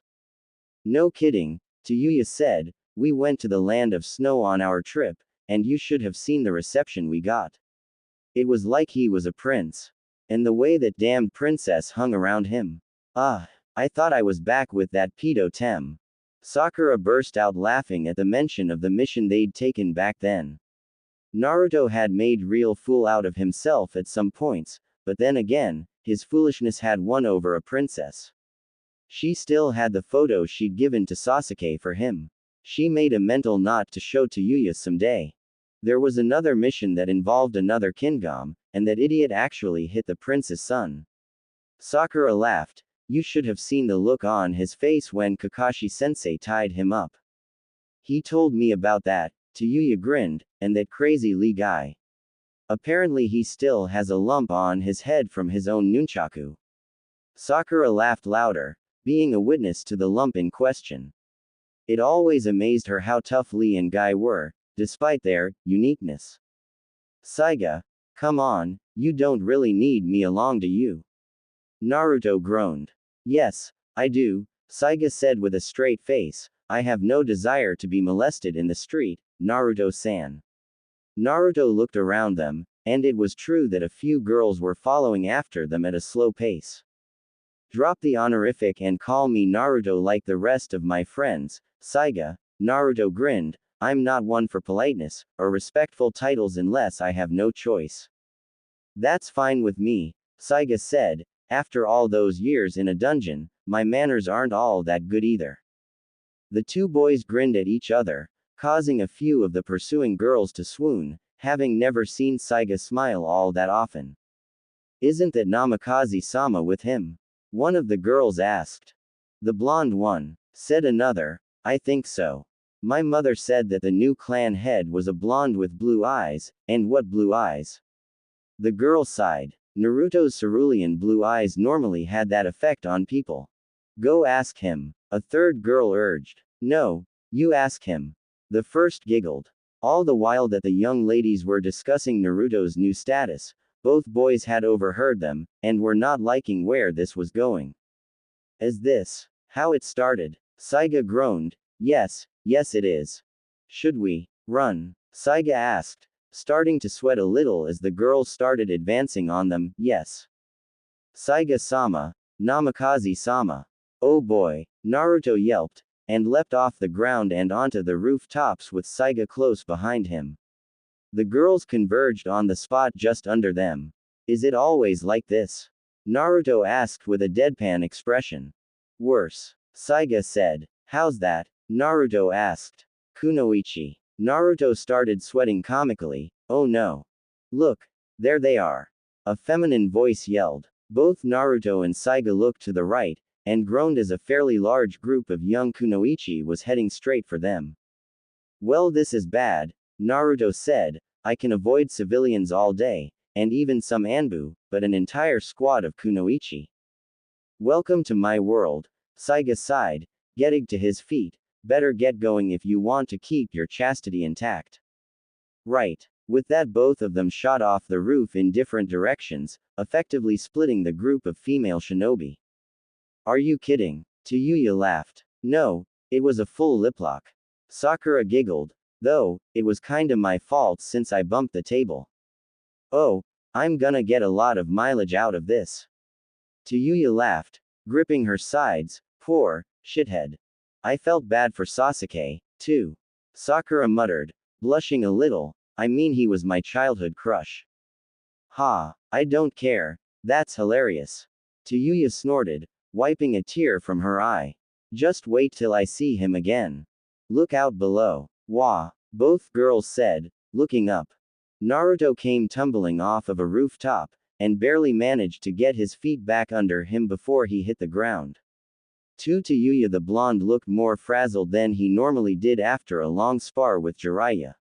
What's up with you? Naruto looked up at her. Oh, hey, Tsuyu-chan, he panted. Saiga's fangirls found out who I was in. Namikaze-sama, come back. Oh no, Naruto groaned, getting back to his feet, then clapped his hands together in the ram seal, henge. A puff of white smoke surrounded him, clearing to reveal a blonde girl with long pigtails. Tsuyu felt her eye twitch. The girl he'd changed into had curves in all the right places, and everywhere she didn't. Not a minute later, a large group of kunoichi and civilian girls came running, leaping onto the street. Naruto kept himself calm in his new form while the girls looked around for their lost target. One of the civilians came up to Naruto and asked, "Excuse me, but did you see Namikaze-sama come by here?" Naruto smiled. "Why yes," he said in a soft feminine voice that had Tsuyu gagging. "I do believe he was running toward the forest of death." The girl paled, "But that's the most dangerous field in the village." "Yes, but I've heard he's been in there before," Naruto said, "so he should be fine. I'm not gonna let that stop me." One of the kunoichi growled, "Come on girls, let's go get him." For the kunoichi it was an easy choice, and the group ran in the direction of the forest. The civilians, however. "I'm going home," one said. "Me too," said another. "That forest is full of monsters." Thankfully for Naruto, the crowd soon dispersed. Naruto let out a sigh of relief and dropped the jutsu. "Thank Kami, that's over." He sighed and sank to the ground. "I'm never gonna doubt Saiga again." Tsuyu blinked along with Sakura, giving the blonde a confused expression. What was that about?" Naruto groaned, looking up at the two girls. "That was the same thing Saiga goes through each day he takes a stroll." Tsuyu blinked again, then burst out laughing. Naruto glared at her. Sakura tried to hold it in, even biting her lip to keep herself in control, but the very thought of girls chasing Naruto around was just wrong. When the pinkett started up, Naruto harumphed and picked himself up. "You can laugh all you want, but how am I supposed to deal with this? If they catch me, they'll rape me." "Oh, sweet Kami," Tsuyu howled, leaning on Sakura to keep her balance. "That's too much." Sakura giggled. Naruto was about to say something until he heard an uproarious cackling laugh that could only be Kurama. "Not you, too. Admit it." Kurama laughed. "You'd laugh your off if this was the situation with Sasuke. I mean, this is priceless. 3 years ago you couldn't even get Sakura to look at you, and now you have half a village of vixens after the honor of being your bitch. Bahahahaha. I have a sudden urge to desert the village." Naruto deadpanned as he listened to the two girls and Fox's laughter. Unknown location. "Leader Sama, you do realize that the Kyuubi no Jinchuriki will present while we go after the Ikibi?" asked a raspy voice. "And there's a chance one of Kumo's Jinchuriki could be there," said a blonde-haired man with a ponytail. "That does not matter," said an almost mechanical voice. "At this time, we need only capture the Ikibi. Once you have him, we can focus on the others. However, if the Nibi interferes, feel free to subdue it as well." "And the Kyuubi?" asked a dark-haired man. I will see to him myself when the time is right, said the leader. What about Toby? Toby wants to help too. A masked man yelled happily. Toby, the raspy voice said, you know you're not a full member yet. But Sasori-senpai, Toba's a good boy, and always does what you ask. Toby sulked. Toby wants to be an Akatsuki.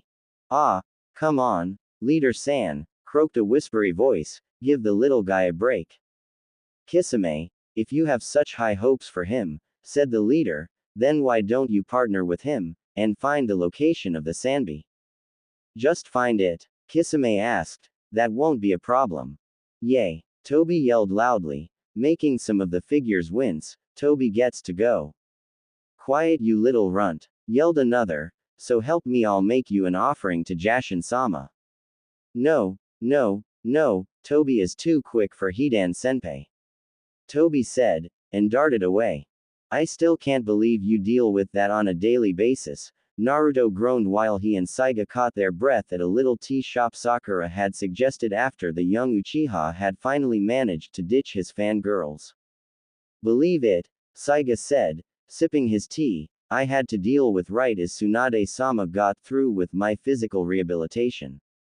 Then when I had to do special training to become a genin alongside some of the Uzumaki clan members, those dopey girls got in the way just because they wanted to see if I'd make a strong husband. Naruto chuckled, sounds like you can have your pick. As if. Saiga snapped, you really think I want a girl that just fantasizes about being part of a so-called elite shinobi clan? I agree with Saiga-kun, Sakura said, grinning. Naruto cast her a look, which one you wanna be, the pot or the kettle? Tayuya snickered while Sora blushed, what's that supposed to mean? Sakura clenched her fist, ready to pummel the young blonde. Just what I said, Sakura, Naruto went on, ignoring the threat, you and Ino chased after Sasuke so much that I thought he'd come to class one day half from being gang-banged by his fan club. We weren't that bad, she said sheepishly, twiddling her thumbs. Naruto smirked, it wasn't until later when we teamed up that you two actually started to connect. Sakura blushed brighter, we did. Sure. I mean beside me and Kakashi-sensei, you were the closest to him. Naruto grinned. Come on, Pinky. Tayuya growled around mouth full of dango, couldn't you pick some other guy? Sakura huffed. Trust me, I tried. Really? Naruto asked. Then I suppose he'll be left along after we get him back, huh? No, I'm not so sure about that. Sakura sighed. I said I tried, Naruto, but whenever I dated someone else, it just didn't feel right. I even dated Lee a few times. She admitted in slight embarrassment. Naruto's eyes widened. Wow. I always thought Lee wore you out. How wore out? Tayuya grinned. Sakura glared at her. Not like that. He meant that Rock Lee, aka the Leaf's handsome devil, Saiga sighed, is so full of energy that he would probably make Tsunade-sama pass out in a simple foot race. Saiga, a soft voice called, is that you? Oh. Saiga sat up, Ohayu, Ushio-chan. Naruto and the girls leaned out from their seats as a red-haired girl stepped into the shop. It was clear that this was no doubt one of the Uzumaki clan that Naruto and Tayuya had helped rescue from the shade of her hair. And if that wasn't enough, she wore the orange Uzumaki symbol on both shoulders of her kimono. She looked a little young than the four of them, and had teal-green eyes a little lighter than Sakura's, which lit up when she spotted Naruto. Itoko, I didn't know you'd come back to the village. Naruto looked a little confused as the girl came to take a seat opposite of him, so, we're cousins. Ushio nodded, yes, my mother was your mother's third cousin. She looked over at Tayuya, I'm glad you two are still getting along so well. Why the hell wouldn't we? Tayuya asked. Well, Ushio sweated, the last time we met you two seemed a little aggravated. Naruto smirked, to which Ushio nodded, that's normal with us. Yeah, Tayuya grinned, besides that, I had a bunch of brats hanging off of me. Ushio grinned, so you two are still a couple. Couple, Naruto and Tayuya yelled. Sakura and Saiga sputtered, or snorted into their tea in Saiga's case, and started laughing at the two. What the hell are you laughing at? Again, they spoke in unison, causing further laughter. Saiga-sama. Saiga stiffened, going pale. Oh, no, not again. Namikaze-sama. Naruto groaned, speaking of aggravation. He brought his hands up and performed the henge once again. Ushio blushed. The blonde girl he'd transformed into had larger than she did. Tsuyu had a sudden urge to shout out where Naruto actually was. I've got to learn how to do that. Saiga snapped, and hopped behind the counter to down and hide. You mean you can't do a proper henge? Naruto asked in his female voice. Never was any good at it. Saiga hissed from his hiding spot. Ushio nearly giggled. Saiga was terrible with the henge. She'd once seen him try to change into an Anbu once, and nearly died laughing then when he produced a fat, ugly replica in a tanuki mask. But she fell silent as a smaller group of girls peeked into the shop. Naruto smiled and waved at them. They sighed in disappointment from not finding their targets and slunk away. Sakura got up and watched them go. All clear, boys. Thank goodness. Naruto sighed. See how it feels? Saiga asked, popping up from the counter. Tsuyu giggled. Well, look at it this way, shithead-kun, once they see how you eat, they won't ever bother you again. Naruto glared at her, this coming from the girl that burns water. So I can't cook, big deal. She snapped. Ushio sighed, blushing, it must be nice being in love. What's love got to do with this? Both of them asked. The day finally wore Naruto and Tsuyu out so much that they retreated home for th afternoon. Naruto stepped into the study to fiddle with a new fuinjutsu he was working on while Tsuyu decided she wanted to relax a bit, and headed for the onsen. She took a towel from the bathroom, and few clothes she'd yet to wear, and eagerly walked out into the yard to the steaming house.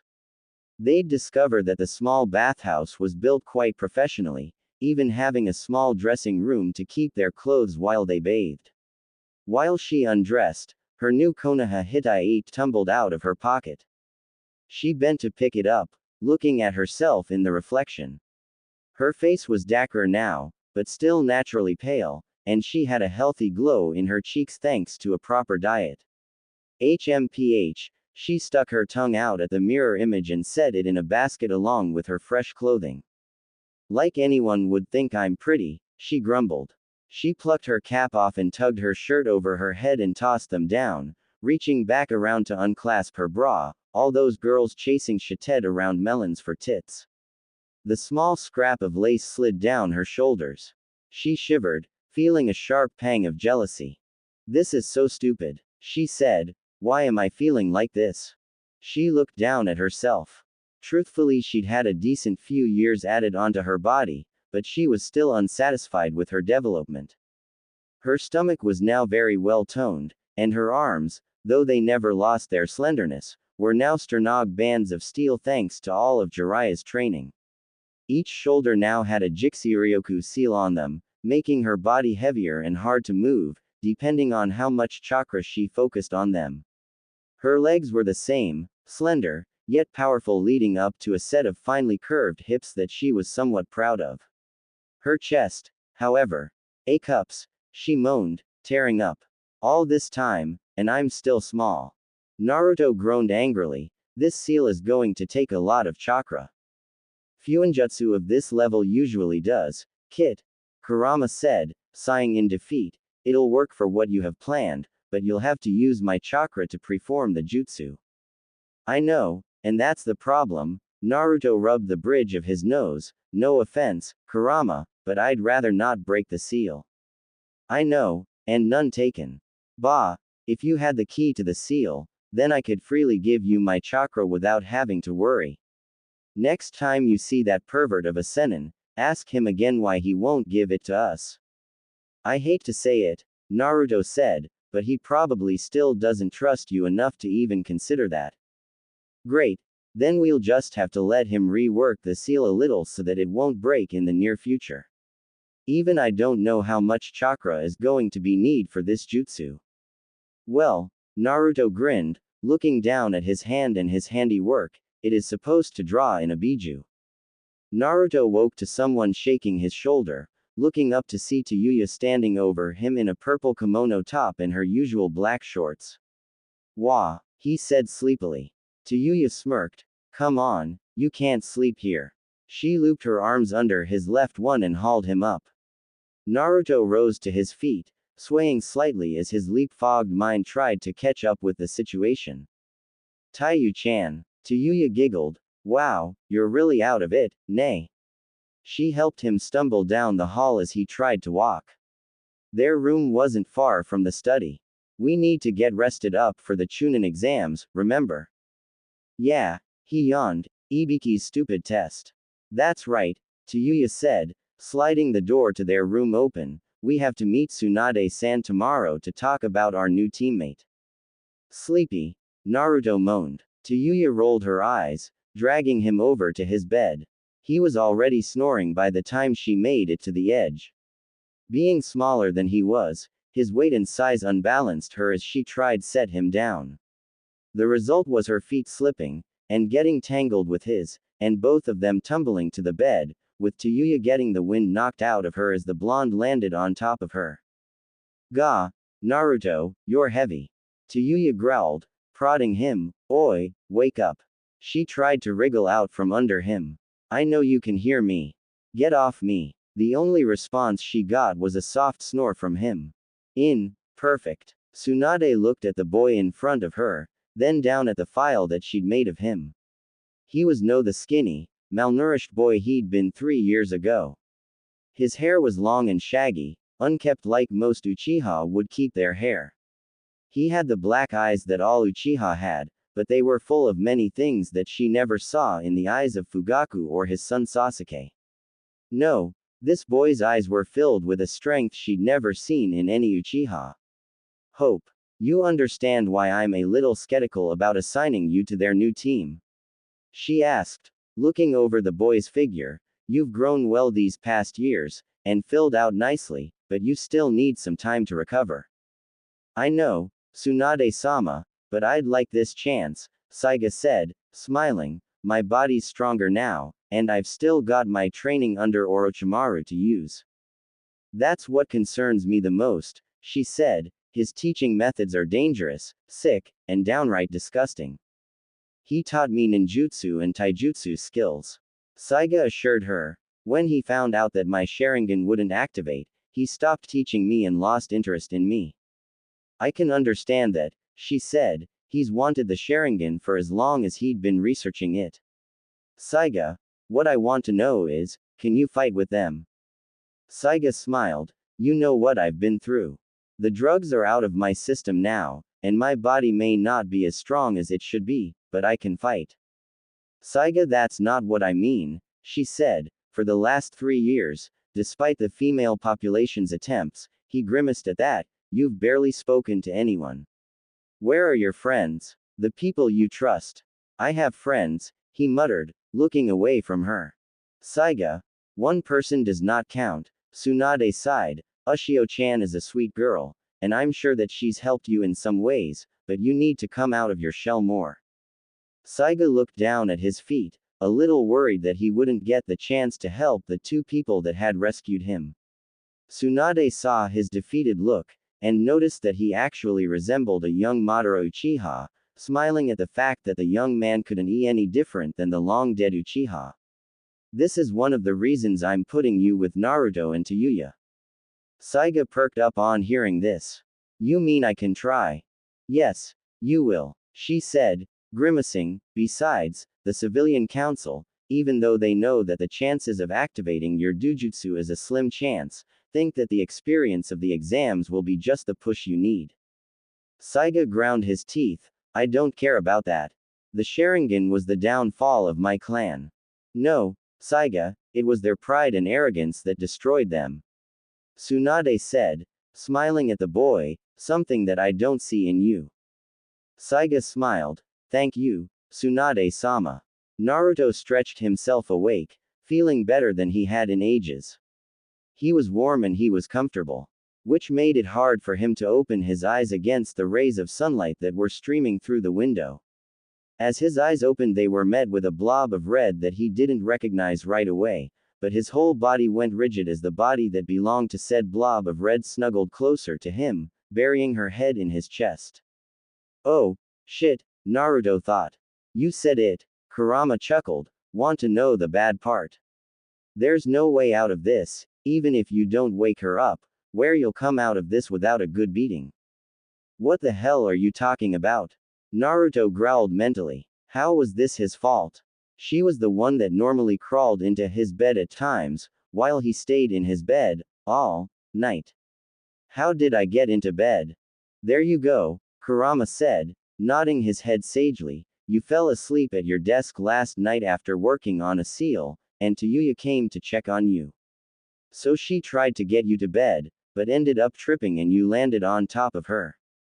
Oh no, Naruto moaned, gritting his teeth. Ooh, yes, his tenant cackled, and have you noticed that it's the back of her head she's pressing against her chest? What the hell has that got to do with? Have you noticed where your hand is, Kit?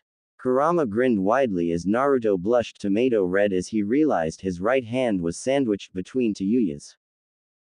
She moaned when his hand clutched involuntarily, making the boy shake in fear. Now's your chance, Kit. Claim your mate. The fox laughed loudly. Go for the neck. I've always heard that was a particularly sensitive area on females. Could you shut up? In truth, Naruto was having a hard time control himself from leaping out of bed and making a run for it before Tayuya woke up and got her hands on him.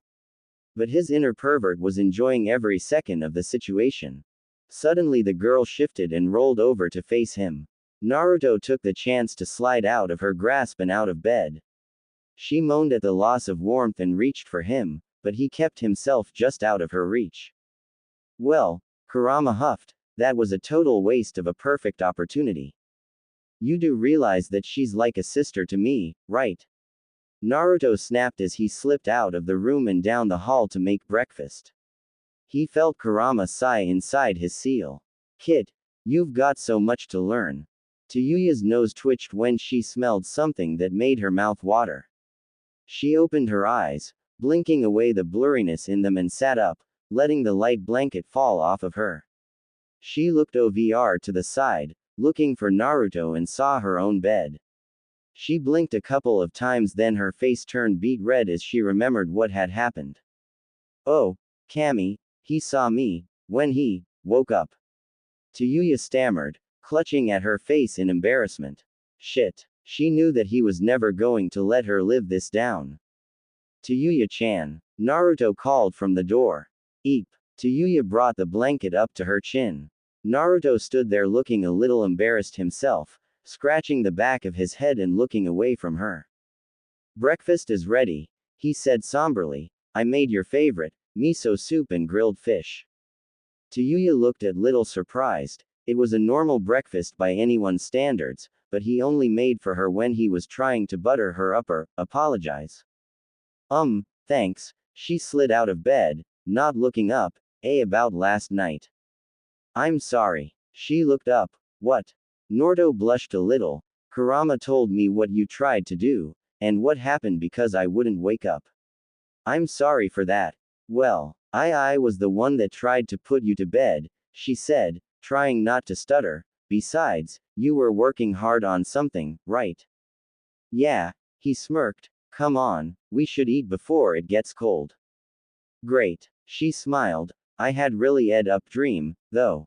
About what? Naruto asked as they walked back down the hall. Tayuya shivered. Someone was massaging me. She blushed. It felt so good I thought it was real. The blonde turned pale. About that. Oh. Kurama chuckled. Tsunade was just about to send an Anbu out to retrieve Naruto and Tayuya when she heard a somewhat familiar scream that reminded her of Jiraiya when she'd first caught him peeping on her. A vein popped up on her head. That old pervert must be at the bathhouse again. To anyone whom expected a normal morning in the village, that idea was shattered when a certain blonde shinobi ran screaming from his home with an irate redhead right behind him, aiming a kunai right at his fleeing. I said I was sorry. Naruto yelled as he ran. Not this time. Tayuya howled behind him. You perv. I'm gonna castrate you, and shove your nuts right down your throat. No, wailed Naruto, and the blonde poured on the speed. Get back here, shithead. Tsuyu screeched, and hurled her kunai, narrowly missing the fortunate genin. Unfortunately, said kunai sailed past him, and sliced right through a stick of dango just as Anko was coming out of the shop. Anko went blue in the face when she found her favorite treat lying on the ground while she still clutched half of the stick. She saw the offending assailant embedded in the doorway by her head, then caught sight of the fleeing blonde as he raced past her at speeds that would make an Anbu jealous. Hi, Anko, bye Anko. Naruto gasped as he ran by. Naruto, what the? Anko started angrily until a whirlwind of red and purple shot by her in pursuit of the young genin. Come back here you perv. Tsuyu yelled. Is going on? Anko finished in a slight daze. Then she heard a snickering from above her, looking up to see a familiar masked Anbu gazing after the pair. You have to admit, Anko-chan, Inu said, things have been kinda dull without him around, nay. Kakashi, Anko said sweetly, making the masked shinobi sweat drop. Why yeah, he asked. You owe me an order of dango. Ah, Kakashi had seen Anko in action when it came to dango. On her own Ryo, she could go for 10 sticks, but when someone else was paying. I have a meeting with Tsunade-sama regarding the Chunin exams. Maybe later. He shushined away. Anko pouted. Coward. 15 minutes of chaos later. So that was you I heard this morning. Tsunade growled under her breath as she took in the state of the two genin and jonin in front of her. Naruto, to his relief, was still a healthy male, despite Tsuyu's threat, but she had taken a fair bit frustration out on him. His shinobi vest would need mending in places, and he now sported a puffed up right cheek, as well as a brilliant black eye on the left. Tsuyu, of course, was fine, though her clothes were slightly out of place thanks to a little scuffle she'd had with one dog-masked Anbu, who had lost half of his mask, revealing his silver hair and mask that obscured the lower half of his face. The one-eyed Jonin looked more harassed than anything as he too sported a black eye, though his was covered by his Hitai-8. One day, the Hokage spoke, barely one full day back in the village, Naruto, and you've caused no end of trouble. I accept full responsibility. He bowed low at the hips, this mess was entirely my fault. This surprised her a little. Normally the young knucklehead would be rambling on and on how it wasn't his fault. Which made her wonder just what in hell's name had happened. Tsuyu looked shocked herself. But I attacked him, she thought guiltily. It was partially my fault as well, Tsunade-san. Tsunade raised an eyebrow at her. Explain. Both of them blushed, and neither one of them said anything. I take it this was a domestic dispute? Kakashi asked, I smiling at them when they nodded. Naruto, we're both happy to have you back in the village, but please keep the lovers' quarrels at home. It wasn't a lovers' quarrel. Both teens shouted. Tsunade and Kakashi both smiled. The two resembled Minato and Kushina so much it was frightening. Anyway, she said, down to business. The written exams start this afternoon, and you still need a third teammate. Yeah, but who? Naruto asked, his black eye now gone thanks to Kurama, though the wily old fox was not about to let him forget the little beating he'd taken, Sakura. Naruto, Kakashi sighed, no one except you is still a genin from the rookie 9. Gay. Naruto blanched, even bushy brow. He passed last year, Tsunade said, laughing as the blonde fell to the floor comically. Then who? Tsuyu asked, ignoring her friend's antics. Tsunade smiled, you can come in now. Naruto looked up from where he was weeping and turned to the door. Tsuyu turned as well, hoping for a decent partner. But the young man that walked in surprised them both. Morning you two. Saiga smiled. Saiga. Naruto grinned. You're the new team member. Tsuyu smirked, arching her eyebrow. Now that hurts, the young Uchiha said, feigning injury, I thought you'd be happy to have me on the team. We are, Naruto said happily, she's just being a what? Tsuyu asked, crossing her arms and giving the blonde a look. Nothing. He said, not wanting another black eye, or worse. That's what I thought. She smirked. Hee hee, you two never cease to amuse me. Kurama chuckled, making Naruto groan. Well, Tsunade smiled happily, I already have the documents for the new team written up, so you three need to get over to the academy so you can take the test this afternoon, but it won't hurt to get there early. Agreed, Kakashi said, it'll give you three time to get to know each other better before the second exam. Sure, Kakashi-sensei, Naruto smiled, maybe we can catch up later over a bowl of ramen. Sounds good, said the one-eyed Jonin, looking over the three genin, I'd like to hear about your training trip when you have the time. Why? Tayuya asked, it was mainly Shithead-kun being a moron. Oi, Naruto growled, much to Kakashi's amusement. He'd walked right into it, as always. That was unexpected, Saiga muttered hours later as they walked toward their next destination, does Anko-san always make an entrance like that? No, the single on the banner was new, Naruto said, but it could have been worse. At least she didn't cut me again. Again. Saiga's eye widened. Yeah, Tayuya shivered, when I first met that crazy bitch, she threw a toothpick at him and sliced his cheek, then she grabbed hold of him so she could lick the blood off. Blech, Saiga shivered, and I thought Kabuto was weird. He is, Naruto and Tayuya chorused. Naruto found it a little nostalgic to be standing in front of the gates again. The forest seemed to be thicker than it had been all those years ago, but then it had been 3 years. Tayuya looked a little uneasy. To her, the forest seemed more dangerous than any predator she had come across. Saiga's attention, however, was not on the looming forest. It was on 3 other teams that were giving his blonde companion far too much attention. Naruto, I think we're going to have trouble when we get in there. You mean those 3 Iowa squads? Naruto whispered, catching Tayuya's attention. Saiga nodded. Don't worry about them for now.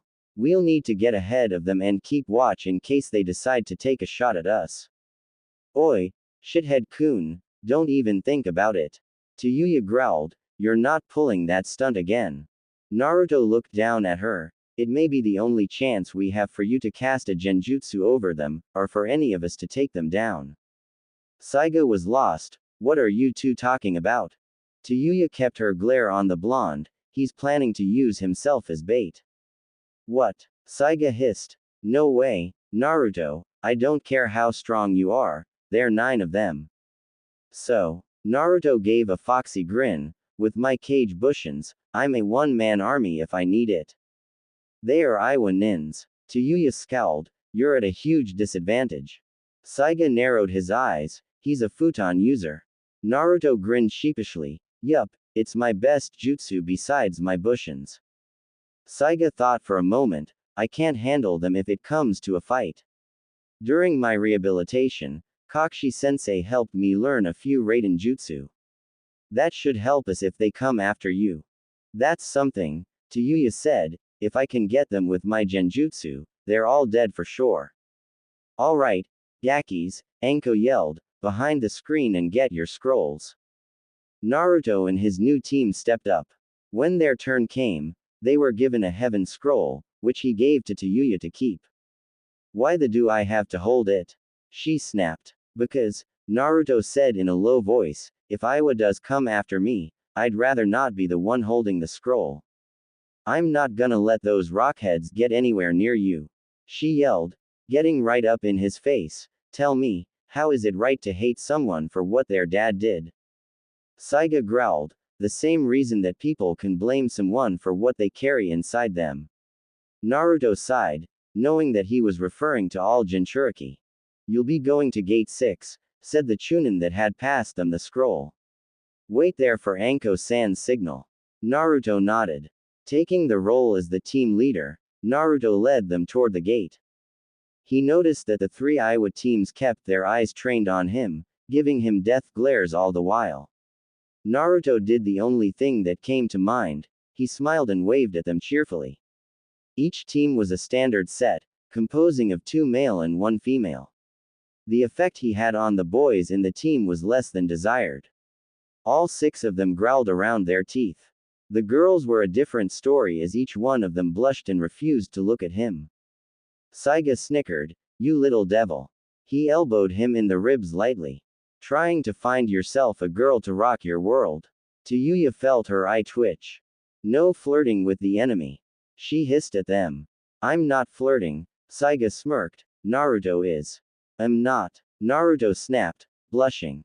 "Oh, I don't know, Kit." Kurama laughed. "I can smell that one of them definitely had a thing for you." Not helping. They reached their gate and waited. Tsuyu listened to the sounds coming from behind the gate nervously. What can we expect in there? Naruto looked down at her, giving her a bump with his shoulder. "Anything and everything, Tsuyu-chan. There are snakes in there almost as big as summons. And a lot more." Saiga gulped. "Not sure I like the sound of that." A horn blared and the gates opened wide. "Let's go," Naruto shouted, and ran inside the gate with his 2 friends close behind him. "Tsuyu-chan, you take middle, Saiga, take the rear guard." "Right," both said. They took to the trees, leaping from one huge branch to the next. Naruto kept his eyes and ears open as the wind whipped by them. He could already hear screams coming from all around him. The Chunin exams had really started now. "What's the plan?" Tsuyu asked, coming up beside him. "For now," Naruto said, "first we need to find a place and hunker down so we can think things through. We have not only Iwa, Suna and Kumo to worry about, now. Some Konoha nins wouldn't think twice about taking us on to get a scroll." "He's right," Saiga said from the rear. "The last 3 years have been brutal for the Chunin exams. Iwa in particular. Ever since we came to the village and Danzo-sama announced the rebirth of your clan, Iwa has been either baying for blood, or trying to force a political marriage with your clan." "What?" Naruto unfortunately was so shocked at this bit of news that he failed to watch where he was going, and slammed headlong into a large branch. He went tumbling to the ground as Saiga and Tsuyu dropped after him. "Was that so surprising?" Saiga asked, looking down at his fallen friend. "I think I wanna go back to being an Uzumaki," groaned Naruto, his eyes spinning dizzily. Tsuyu didn't think it was funny either, remembering how 2 of the Iwa girls had looked at her friend, making her a little sick to her stomach. She cracked her knuckles loudly. "Looks like I get to let loose on some Iwa bitches." The 2 boys shrunk away from her in slight fear. Naruto hopped to his feet, then knelt back down to send some of his chakra into the soil. Immediately his senses were flooded with chakra signatures. Many were already far ahead of them, already clustered together in battle. What caught his attention was 3 small individual signatures that had broken off from the fray, and were circling back around, behind them. Naruto snapped his eyes open and looked up at his teammates. "We've got trouble," he said, looking at them both. "It looks like a team's heading this way." "So what will we do?" Saiga asked. "Fight them and search for the scroll we need." "Moron," Tsuyu growled, "that'll attract too much attention. We need to ambush them." Naruto thought for a moment. "All right, Tsuyu-chan, we'll go with your plan. When they get close enough, place them under a sleeping genjutsu. I don't want any deaths on our hands with Onoki coming around for the exams." He turned to Saiga. "I'd like you to be my backup. If it comes to a fight, I want you right there with me. Tsuyu, if you get another chance, don't hesitate to hit them with a more powerful jutsu, just try not to catch us in it. Just plug your ears when you hear me start up," she smiled, "or you'll be under the impression of getting ed by Orochimaru." Saiga paled along with Naruto. "You wouldn't really. That's the worst thing I can think of for a low-level genjutsu." She smiled sweetly. "Now let's get this party started."